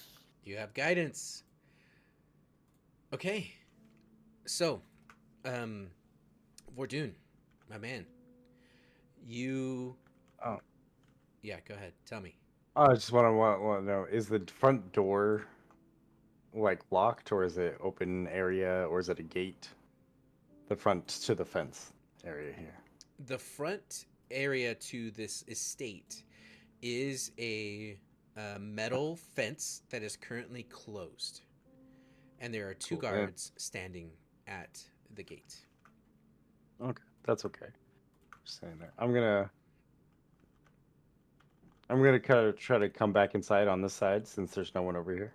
Okay, so you snake around to the left Um, side. As Vordoon's about to be off, I'm going to sort of grab his hand just before he leaves. Vordoon, Gotcha. hold tight to my side. My soldier, my angel. Your safety, your heart. 'Tis a hand I'll not wager. Go ahead and have a bardic inspiration. Where'd I go? Ceremony. We're gathering here today. Their hands touch. Time to get married. I hear it. That's all it Fucking hate takes. That's all it takes. you. Evan pulls out her 2 blood-soaked daggers. Okay. So, Okay, so I'm gonna come over to this side. There's no one over here that I think that can see me, right? not that you know of. Nope. And is it nighttime? It is, yeah. Perfect. I'm gonna use one of the charges on my shield, and I'm gonna cast darkness on myself. And just As like I that. land a globe of darkness on my shield. Okay. So, immediately, this sphere of darkness just whoop, silent as it's cast, and you are shrouded by it. What the fuck just happened? It's black on black, like pitch black. And The moon's rays don't even glisten off the grass in this area. was I able to get any oil over here on the front end too, or no? No. Well, on the windowsills up here. Yeah. Because then I would have Yeah. wanted to save a couple Yeah. flasks for up Yeah. here. You. Okay. Well, then I'm gonna just move. So it's kind of dark. So as I get over here, what I want to do is I'm gonna take out one of Yasern's cigars, He's got him. He's got the thing. and I'm gonna light it. And I want to light the trail of oil as I then stand over here and drop the globe as I walk out here and light a Molotov in my hand. Okay. So, you use your flint, you spark, you ignite the cigar, you flick it, it lands on the trail, and you see this trail of fire that's only a few inches tall suddenly start running and rolling towards the house. And then you cast you strike another flint, and the cloth out of the Molotov lights and it ignites. And as you drop darkness, you see two of the Dragonborn suddenly turn and look right at you and make eye contact with you. What are you doing? As they look and make eye contact with me, I'm going to use my Vox helm and shout out very loudly, "The butcher will have his pound of flesh." And then I'm going to chuck the Molotov at this side. Okay. I don't know if you have inspiration, but you get inspiration for that. I already have it, Because- but thank you. Freaking goosebumps. Okay. And in slow motion, you toss the Molotov and it just spins. Woof, woof, and as it spins, it's just dropping bits of alcohol. As it hits the mansion, it just starts to spiderweb across the wood. Ignite. Are you taking a drag? Or are you eating the candy? Yep. As you sit and watch, the inch trail of fire connects with the house, and suddenly, like reverse lightning, it crawls up and ignites every single window as it starts to crawl across. And more chaos, just like at the docks, begins to happen as this window goes up, and this window goes up, and this window, and this window, and this window. As the whole front of the house starts to ignite, the two guards are going to immediately turn and move on you. And they, at the same time that this is happening, begin to sprint towards you. What are you doing? I'm waiting right here. Okay, they are going to run up to you. And as they make their move, you are going to be attacked, Vordoon. You have 2 attacks coming per Well, dragon. That's something I wanted to do once they got near me. Is that's okay? Okay, yes. You have the jump on them. So knowing that they're going to attack, you see that they have a long sword in one hand and a short sword in the other.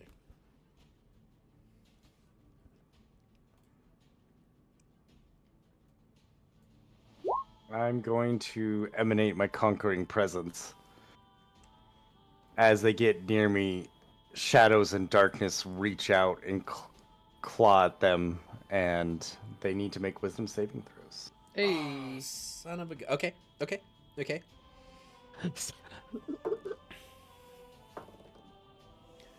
Okay. One of them succeeds. The one on stage right, the one on stage left, fails. So he's afraid. So he doesn't have to run away, but he has disadvantages on... On the attacks? Oh, yeah. Okay. So, they are going to call out, "The house! It's on fire! We're being attacked!" And as he calls it out, they are going to look at you. "How dare you!" And one goes to attack while the other one stutters for a moment.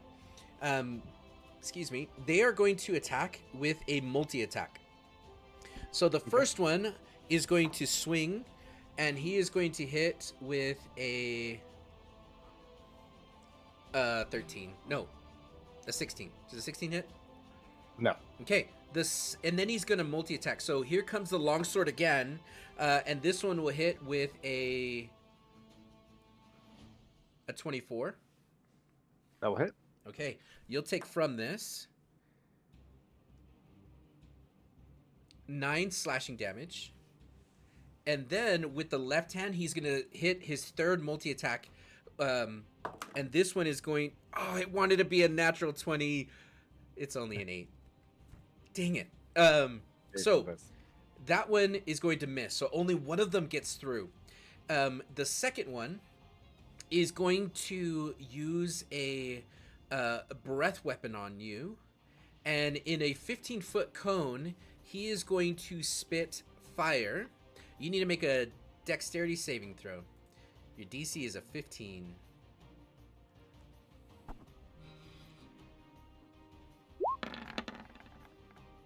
Got a 16. Okay. And because of this, you'll take Oh, half wait. damage. That was not with advantage. But let me.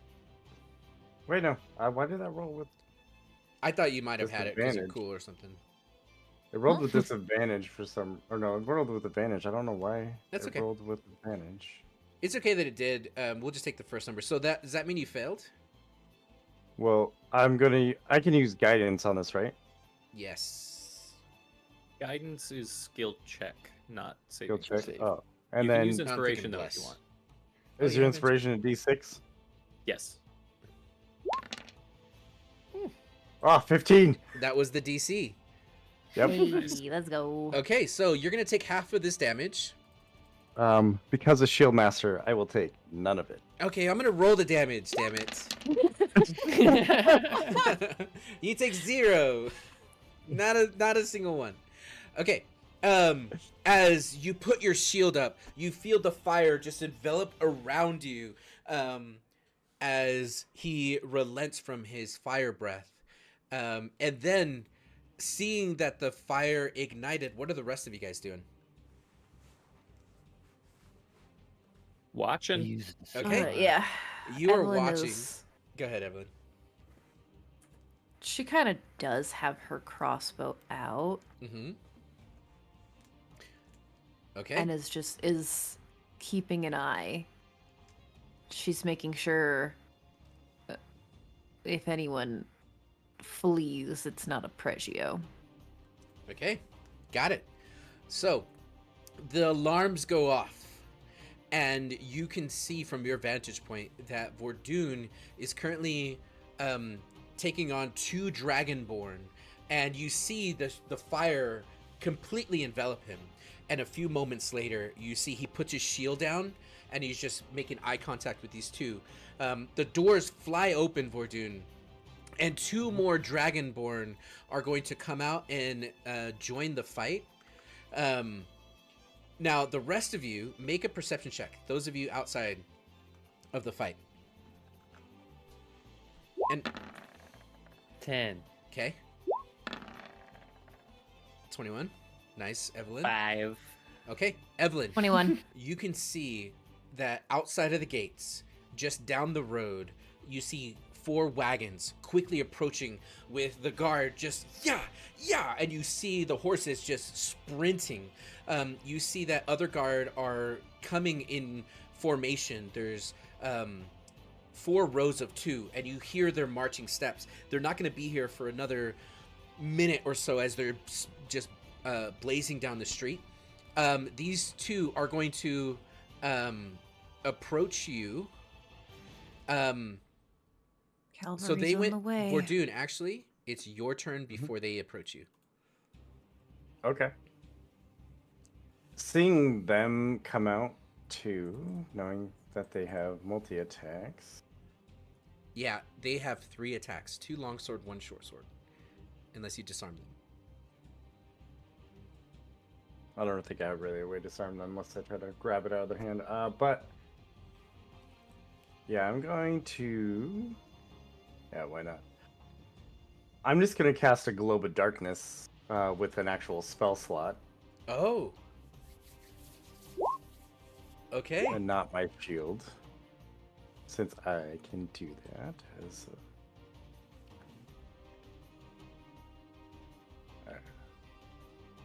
So it will be a 15-foot emanating from like right in front of me. Okay. Love it. Globe of darkness there. Love it. Love it. Okay. And it's a 15-foot radius? Radius, yes. Okay. So it'll be 30 feet across in total. Yep, just like that. Okay. And that whole thing goes woof, just black as another darkness goes into play. So that was your action. Any bonus or movement? Oh, kitty cat. Yeah, I'm gonna move outside the globe of darkness on this side, closer to the gate. Okay. Just about right here. Okay. And then I'm gonna cast Field of Faith on myself. Okay. So my AC goes up by 2. Love it. So you run towards the front gate. You run past the carriage that is just completely blacked out. And there's that globe, that sphere of darkness behind you. You can now, from stepping outside of it, see the brightness that is the fire that has taken over the whole front of the mansion. Those of you that are outside of the gate are going to see that the fire has started to catch on the wood, not just the windows, and is starting to crawl around the sides of the house. And these two technically would probably still get an attack of opportunity, but both with disadvantage because Globe of Darkness. I still moved out of their threat range. Yeah. What? Okay. Yes. Yeah, go ahead. Jay? Is there a driver on that horse and buggy right there? Currently, no, but there are 2 horses that are hitched to it. And the Can I cart cast- is facing the front gate. It's not facing the house. Can I cast sleep on the 2 horses? Yeah, what's the range on that? 20 feet? Oh, 90 feet range. Oh my gosh. Okay. 5d8 You Wait, who are you casting sleep on? on the horses. Horses. on the horsies? Oh, the carriage that's just standing there. Yeah. I don't want anybody getting Okay. away. That's what Oh. my thoughts are. Gotcha. Okay. We'll be like, oh, we got him. We Call have it our planning last ahead. ditch. Mhm. Okay. Okay. For You're some reason, gonna I see. thought you were casting sleep on the horses that were running towards us, and I'm like, no, they're here to help us. And then they explode. Yeah. Yeah. Okay. So from 90 feet away, you're going to cast sleep, and the sand flies through the air out of your mouth and hits the horses, and eventually the horses put their heads down, and then they sit down and they yawn, and they fall asleep. 2 attacks coming at you, Vordoon. The first one with disadvantage is a natural 7. The second one with disadvantage is a natural 1. You hear "oh" as one hits the other, but they both miss you. Now, as these 2 are running through the orb, they are going Well- to. I think because you said you cast Shield of Faith, right? We're doing? Yes. So that would end darkness because they're Oh, both it's- concentration. Oh, Shield of Faith concentration? Oh, darkness is concentration, so that's fine. So I would have cast. I just wanted to get away from them, so that's fine. Okay, so you dropped the darkness. Yep. Okay. I dropped the darkness. Got it.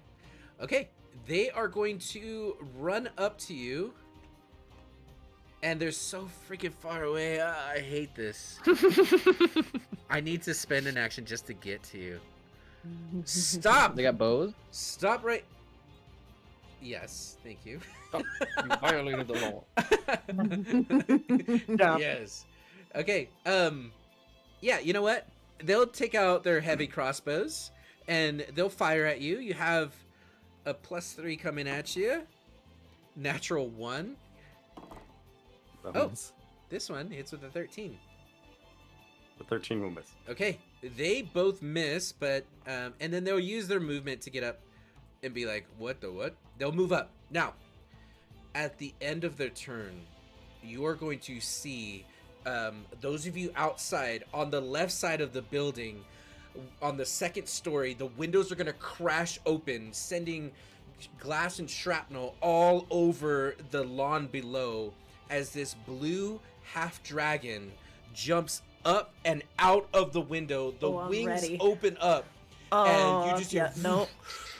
whoosh, and you see Guess who I'm shooting? as he jumps up, the fire is starting to crawl up to the second floor, and he is flying up at an angle in your direction, and it is your In my dragon direction? friend. Not in your direction, in their direction on the side of the house. Ooh. Oh, okay. They see Top fly. the dragon. They see Moktheon, Arpeggio, the same half dragon that was in the crowd, the same half dragon that you all recognize. Doesn't see you all, but you see him. You should take a shot at him. Oh, 100%. I was waiting for this. All right, take your shot. How far away is he? Okay, so with the map the way it is, we'll say that he is currently 60 feet away from you guys. Okay. Are we considered stealth? Yes. Okay. All of you are hidden until you do something that unhides Does that you. mean I have advantage on the attack? Well, so what it means actually is that it's a flat roll because he's outside. Because you have a hand crossbow, right? Yes. He's outside of your normal range, so it would be Okay. disadvantage. But we're stealthed, so now it's normal. Got it. First shot. Nice. A 20 is going A to hit. dirty 20. A dirty 20 hits. And I'm aiming for the wing. Okay. Bring this bird down. Okay, 8 piercing damage. Second hit, because I get 2 attacks. Okay. A 24 is going to hit. 24. Another 8. 16 All right, total. 16 points of damage. Hi. I'm so Yeah, sorry. Hi. What did I Be the do? bearer of bad news. The second attack. No second So attack? Hand crossbow has the loading property, which means you can, when you use an action to attack with it, you can only make one attack. Ah, gotcha. Then Okay. just 1 attack then, so 8. Okay, so you Hopefully send it's an still enough arrow to knock him. flying, and as he's trying to get wind to fly above this fire to figure out what's happening, the arrow goes shoo, right through its wing, and you're gonna see he's going to spin and curl as the black ichor comes out of his wing, and then he's gonna steady himself and he's gonna snarl and look right in your direction. Now I need you all to make stealth checks. Oh, well, okay. Yeah, us other Oh. than Evelyn, I would imagine. Yeah, I assume I don't... Do I still take the stealth check? Because my stealth is broken now. Yes, go ahead and roll it. Would have. Oh. Regular, or Yeah, just a regular stealth do check. I have okay. Okay. 15, okay. Okay.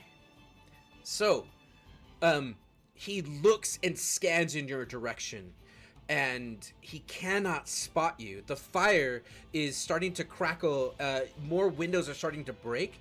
Instead, he is going to move up and over the top of the mansion, now flying way out in the middle, and he is now dive bombing. You see the silhouette of Arpeggio as he's flying towards Vordoon, but he is going to call out, "They're there, somewhere, towards the west wall." Yes, Cassius. I'm a ping pong of rules lawyering back and forth. So he fell, right? He fell from 60 feet up. He didn't fall to the ground. He Okay. stabilized. It wasn't a clipped shot. It did do damage, but it didn't bring him out of the sky. Okay, that was just flavor. Yeah. So like, Yeah. sort of descent and then. Okay. Okay. Yeah, Okay. and then, like a hummingbird, he's like hovering, watching, How and much, seeing. how much distance, like, what is his flying speed? So he's got a 40-foot flying speed, and Damn. he is currently, I'd say about 100 feet away from you and up in the sky. Hate Broken that. zoom, got it. Vordoon, you are running towards the front gate, and you see on the other side of the gate there is a cavalry also running towards you. What are you doing? I see arpeggio, right? Nope. Why not? Because he's over the mansion. Well, you know what? Let's let the dice tell you. Because he did He's got call out. 100 feet above the mansion. He's Yeah. 100 feet away from them and above the mansion, but he did scream out an order. So make a perception check.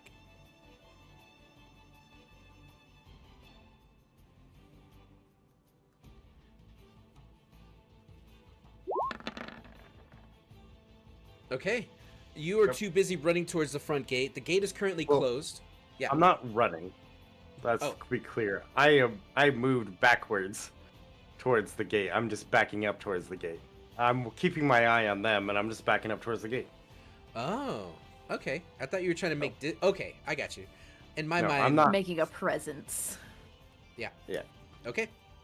Okay. At this point, the fire has moved to this much of the house on this side. They are going to move up on you. And now with the movement, they are going to surround you.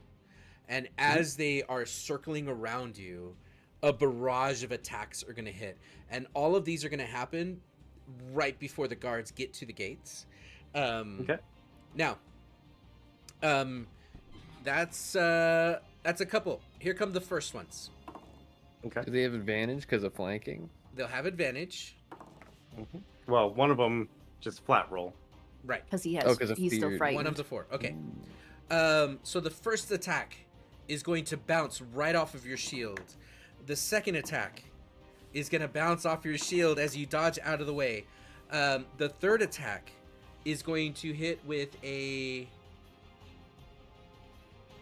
19. That will miss. Okay, so the first Dragonborn, just 1, 2, and then second hand, and you are dodging the 3 blows. Here comes the second attack around. This one, with advantage, is going to be a 21 to hit. That misses. Okay. Second sword is gonna miss. Short sword is gonna miss. The second Dragonborn misses. Third Dragonborn. Oh. Okay. 24 to hit. That misses. Are my you God! kidding me? We Second sent attack. the right guy. Bro, With Shield of Faith, I have 25 AC. Okay. Second attack. I rolled Let's go. an 18 Crazy. and still missed. Second 19 or longsword more. attack misses. Good to know. The short sword hits with a 19 plus Nice. 6 to hit. Actually, Come on, Cassius, No, do the it's a thing. okay, 19 this is a plus short sword. 6. they are Will be way a- out of range of it. Okay, so here comes 9 piercing damage as he stabs you with the short sword. And then the last Dragonborn with his flat rolls, natural 2, natural 1, and a natural 13. That's it. That's their turn. And then, Well, they only have a 10% chance to hit you. yeah, that's messed up, dude. Arpeggio is going to fly down. Wait, whoa. When is our turn? Yeah, Oh. you guys see all this. What are you guys doing? I'm gonna shoot him again. 'Cause I was holding my action before. Okay. Wait, do I have a poem for E? Can I try to help make sure that this hits? Toss a coin to your Oh witcher. my god. Evelyn, I'm so sorry. When was the last time I've inspired you? It's true, Dirty Rollers. I wrote this when you lost your soul. Goodness gracious, with soul or without, a spirit burns bright. So long as blood fills her veins, shadows shall see the light. Have a bardic inspiration. Okay. Alrighty. Thank you for the I'm follow-up, also- procrastinating. Gonna use my bonus action, and I'm gonna write of light the crossbow. Nice. Okay. So, she's just gonna kind of slice her hand, and then she's gonna smear blood onto the crossbow as she's in the process of I forgot words for a second. That's okay. Reloading it. Yeah. And then she will point and aim because she's still stealthed. Okay. So that will make it a straight roll because he's 100 fucking feet away.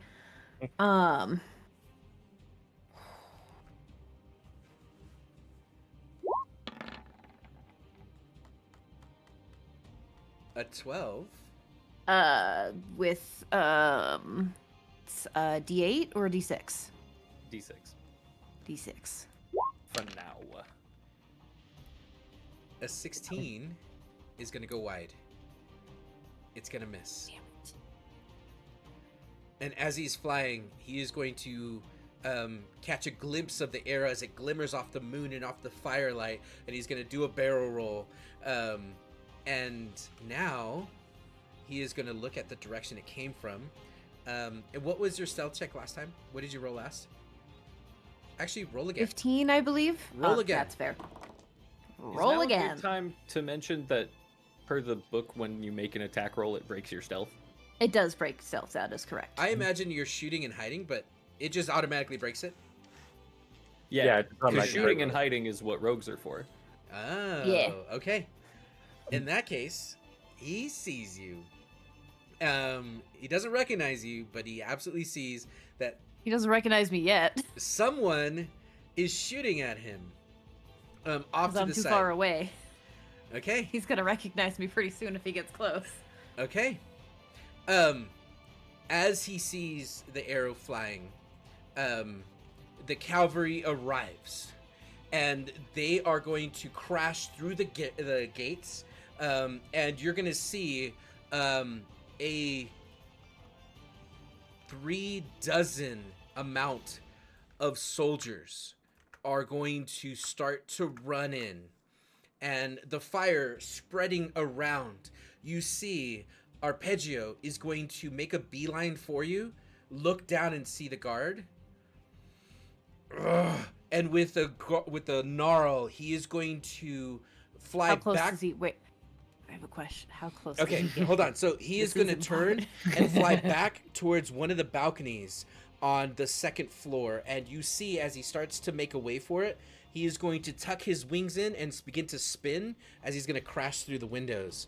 To answer your question, he is 75 feet away from me at this point, in the air and flying back towards the mansion. Okay. I can't do anything. Me. Was there a moment where he was like 60 feet? No, not from Okay. you guys. What are you scheming, I do Evelyn? nothing. But he went back inside the burning building, correct? He's on his way. If you want to do something before he gets through the window, you can. If not, he will go into the burning building, yes. Do I have another attack or? I 'Cause imagine we're not in you'd an be initiative, so I reloading, don't huh? know. Yeah. Oh no, I Okay. would have definitely been reloading. Okay, in that case, no, he's too fast. But he's going to break through the windows and disappear. Oh, so I can't attack. Okay. Okay, got it. Okay, now, Damn it. I was Vordoon, hoping I could try to hit one more you time. are going to be tackled as you and all of the Dragonborn are being swarmed by the Tinkers. And although they are a smaller lot, being gnomes, they are tactical. And you are going to feel blunt force trauma against your kneecaps. They're going to grab you by the hair and just swarm you and bring you down to the ground. They're going to put you in shackles. The other dragons, they are going to put muzzles on them because they know of their dragon breath. And more guard are going to run past them and you and start running towards the house. Are you guys doing anything? We can't see him anymore, can we? Can't no, see he who. went you. inside the house. Apregio. You cannot. No, he's in the house. Do we have an idea? No, never mind. I don't even have range for that. I'm going to activate my Wraith necklace so I get advantage on stealth, and can I go and try and free sneak? Yeah, you're trying. I Where are go you trying to sneak? prone. Is there bushes? I hide in bush. There are bushes. Yes, there are. There's water fountains. There's shrubbery. You run and you dive next to one and you lay down. I mean, I will tell you, it is bright. It is on fire, currently, and the fire is spreading. So go ahead and make your stealth check.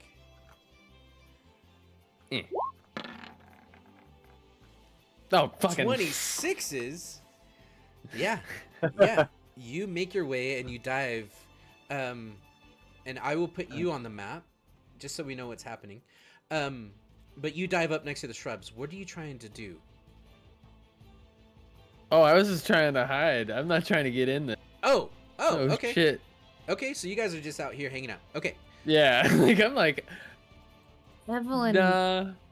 kind of hesitates, and Yeah. Yusern and Cassian probably see that she's about to charge in, and then goes, no. But then she starts heading to the backside of the manor. Okay, and you're on the outside of the Because gates, right? now Oh, that the she wall. knows that Apregio was going to charge at them, changed his mind and went back in. In her mind, she believes he's going to try to get out a different way. So, Okay. How is this fire spreading over to the oil-soaked doors? Very, very quickly. As it starts to climb its way to the back windows, it is now growing and touching other fire that has grown, and it is ablaze. Now, yes. Can I do one thing? Is that okay? Yeah, you absolutely can. Even though I'm chained and shackled, I'm going to use my Vox helm to emanate my voice again. This won't stop me. The butcher will come for you, Arpeggio. And just echoing loud. Okay. And as you all hear this, you realize that the plan is working. That the chaos that you started on the docks is now happening here at this manor.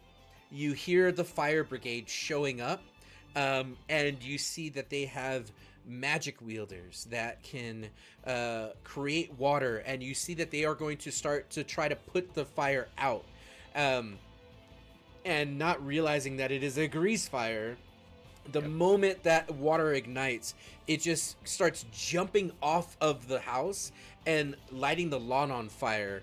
More windows start to crash. The second floor starts to ignite as well. And the house is surrounded by fire. You don't know who's in the house, how many are in the house, but it doesn't look good. And that is where we're going to end our session this evening.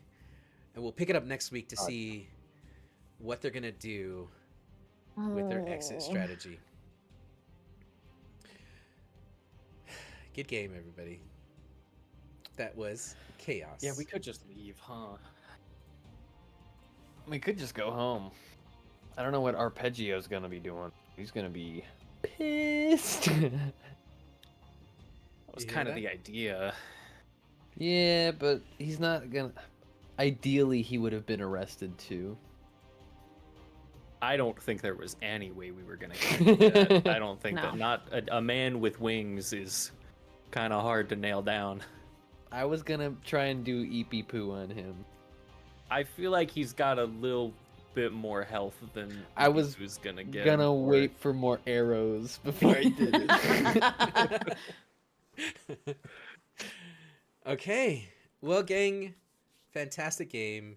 I miss you so much, and I'm glad you're back. I know not all of you are feeling 100%. Xanafi, Sleepy, if you're listening to this afterwards, watching us on YouTube, I hope you're feeling better. I hope you heal fast, and we'll see you next week, Sleepy. Promise. Um, cool.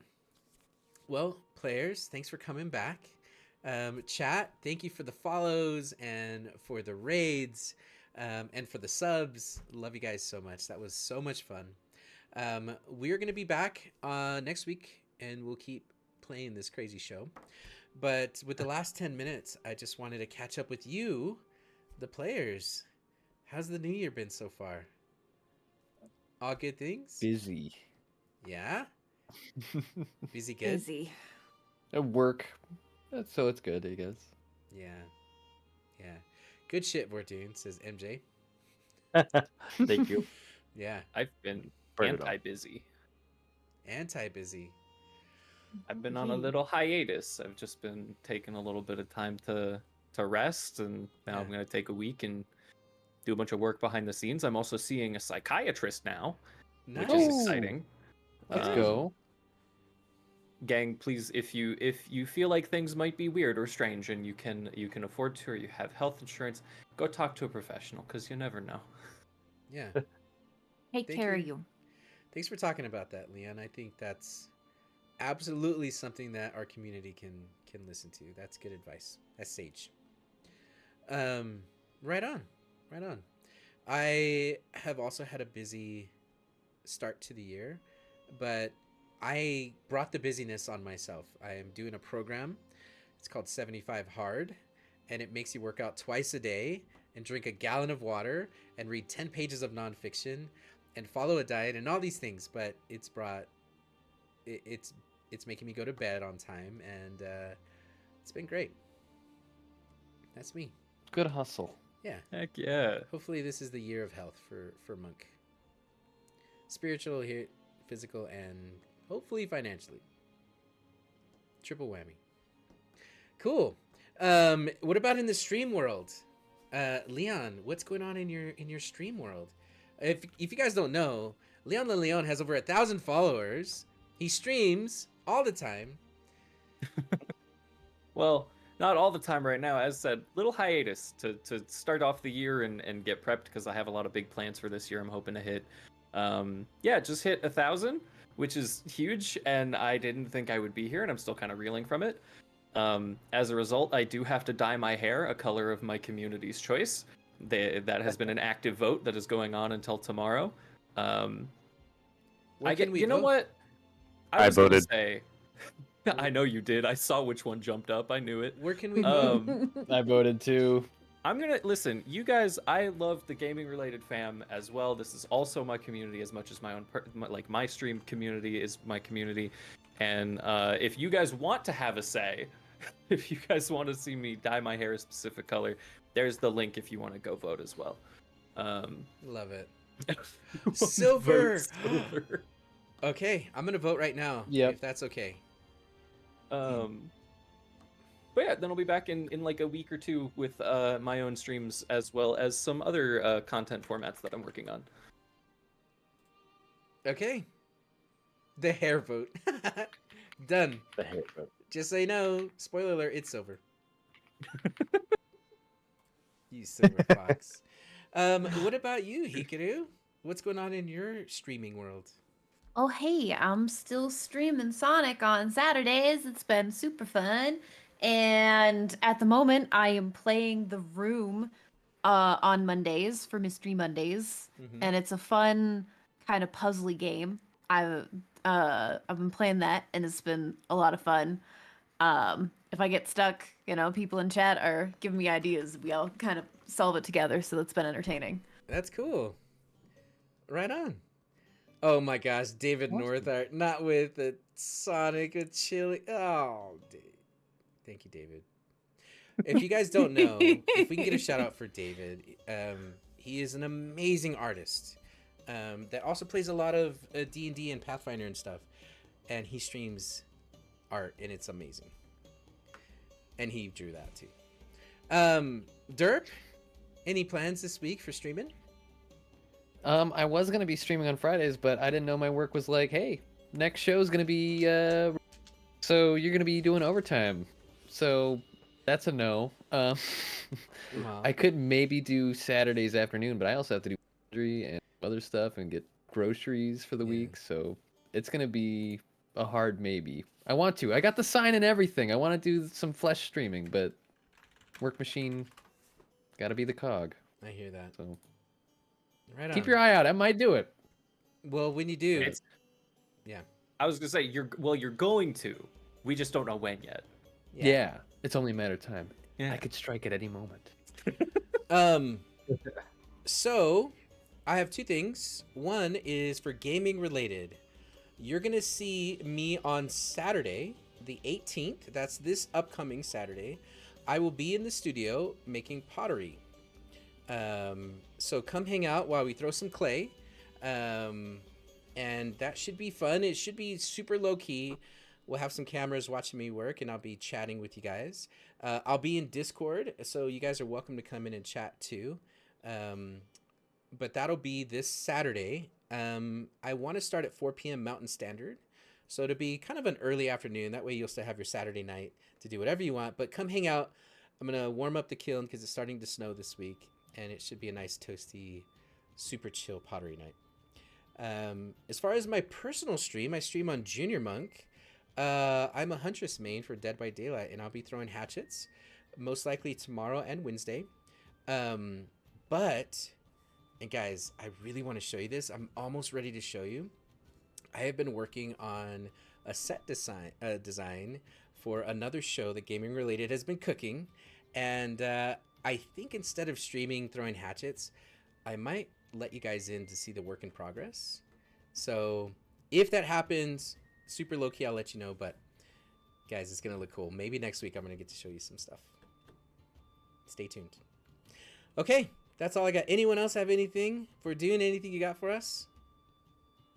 Nope. I just get nothing for me to just stream. I don't stream. Sorry, guys.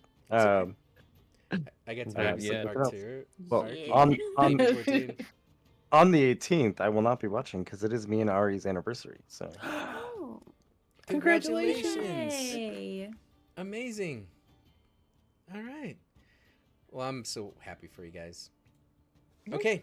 Well, on that note, we're going to call it a night. We'll be hanging out in our Discord chat for 15-20 minutes. Come hang out, post D&D, and chat with us. And then we are going to be raiding out to our friends Revy Rad. So stick around, give Revy some love, and we'll see you guys on Saturday. Good game, everyone. Ciao. What he said. Bye-bye. bye, Put your everybody. fingers down. No. I never know when to say it. Bye. Bye.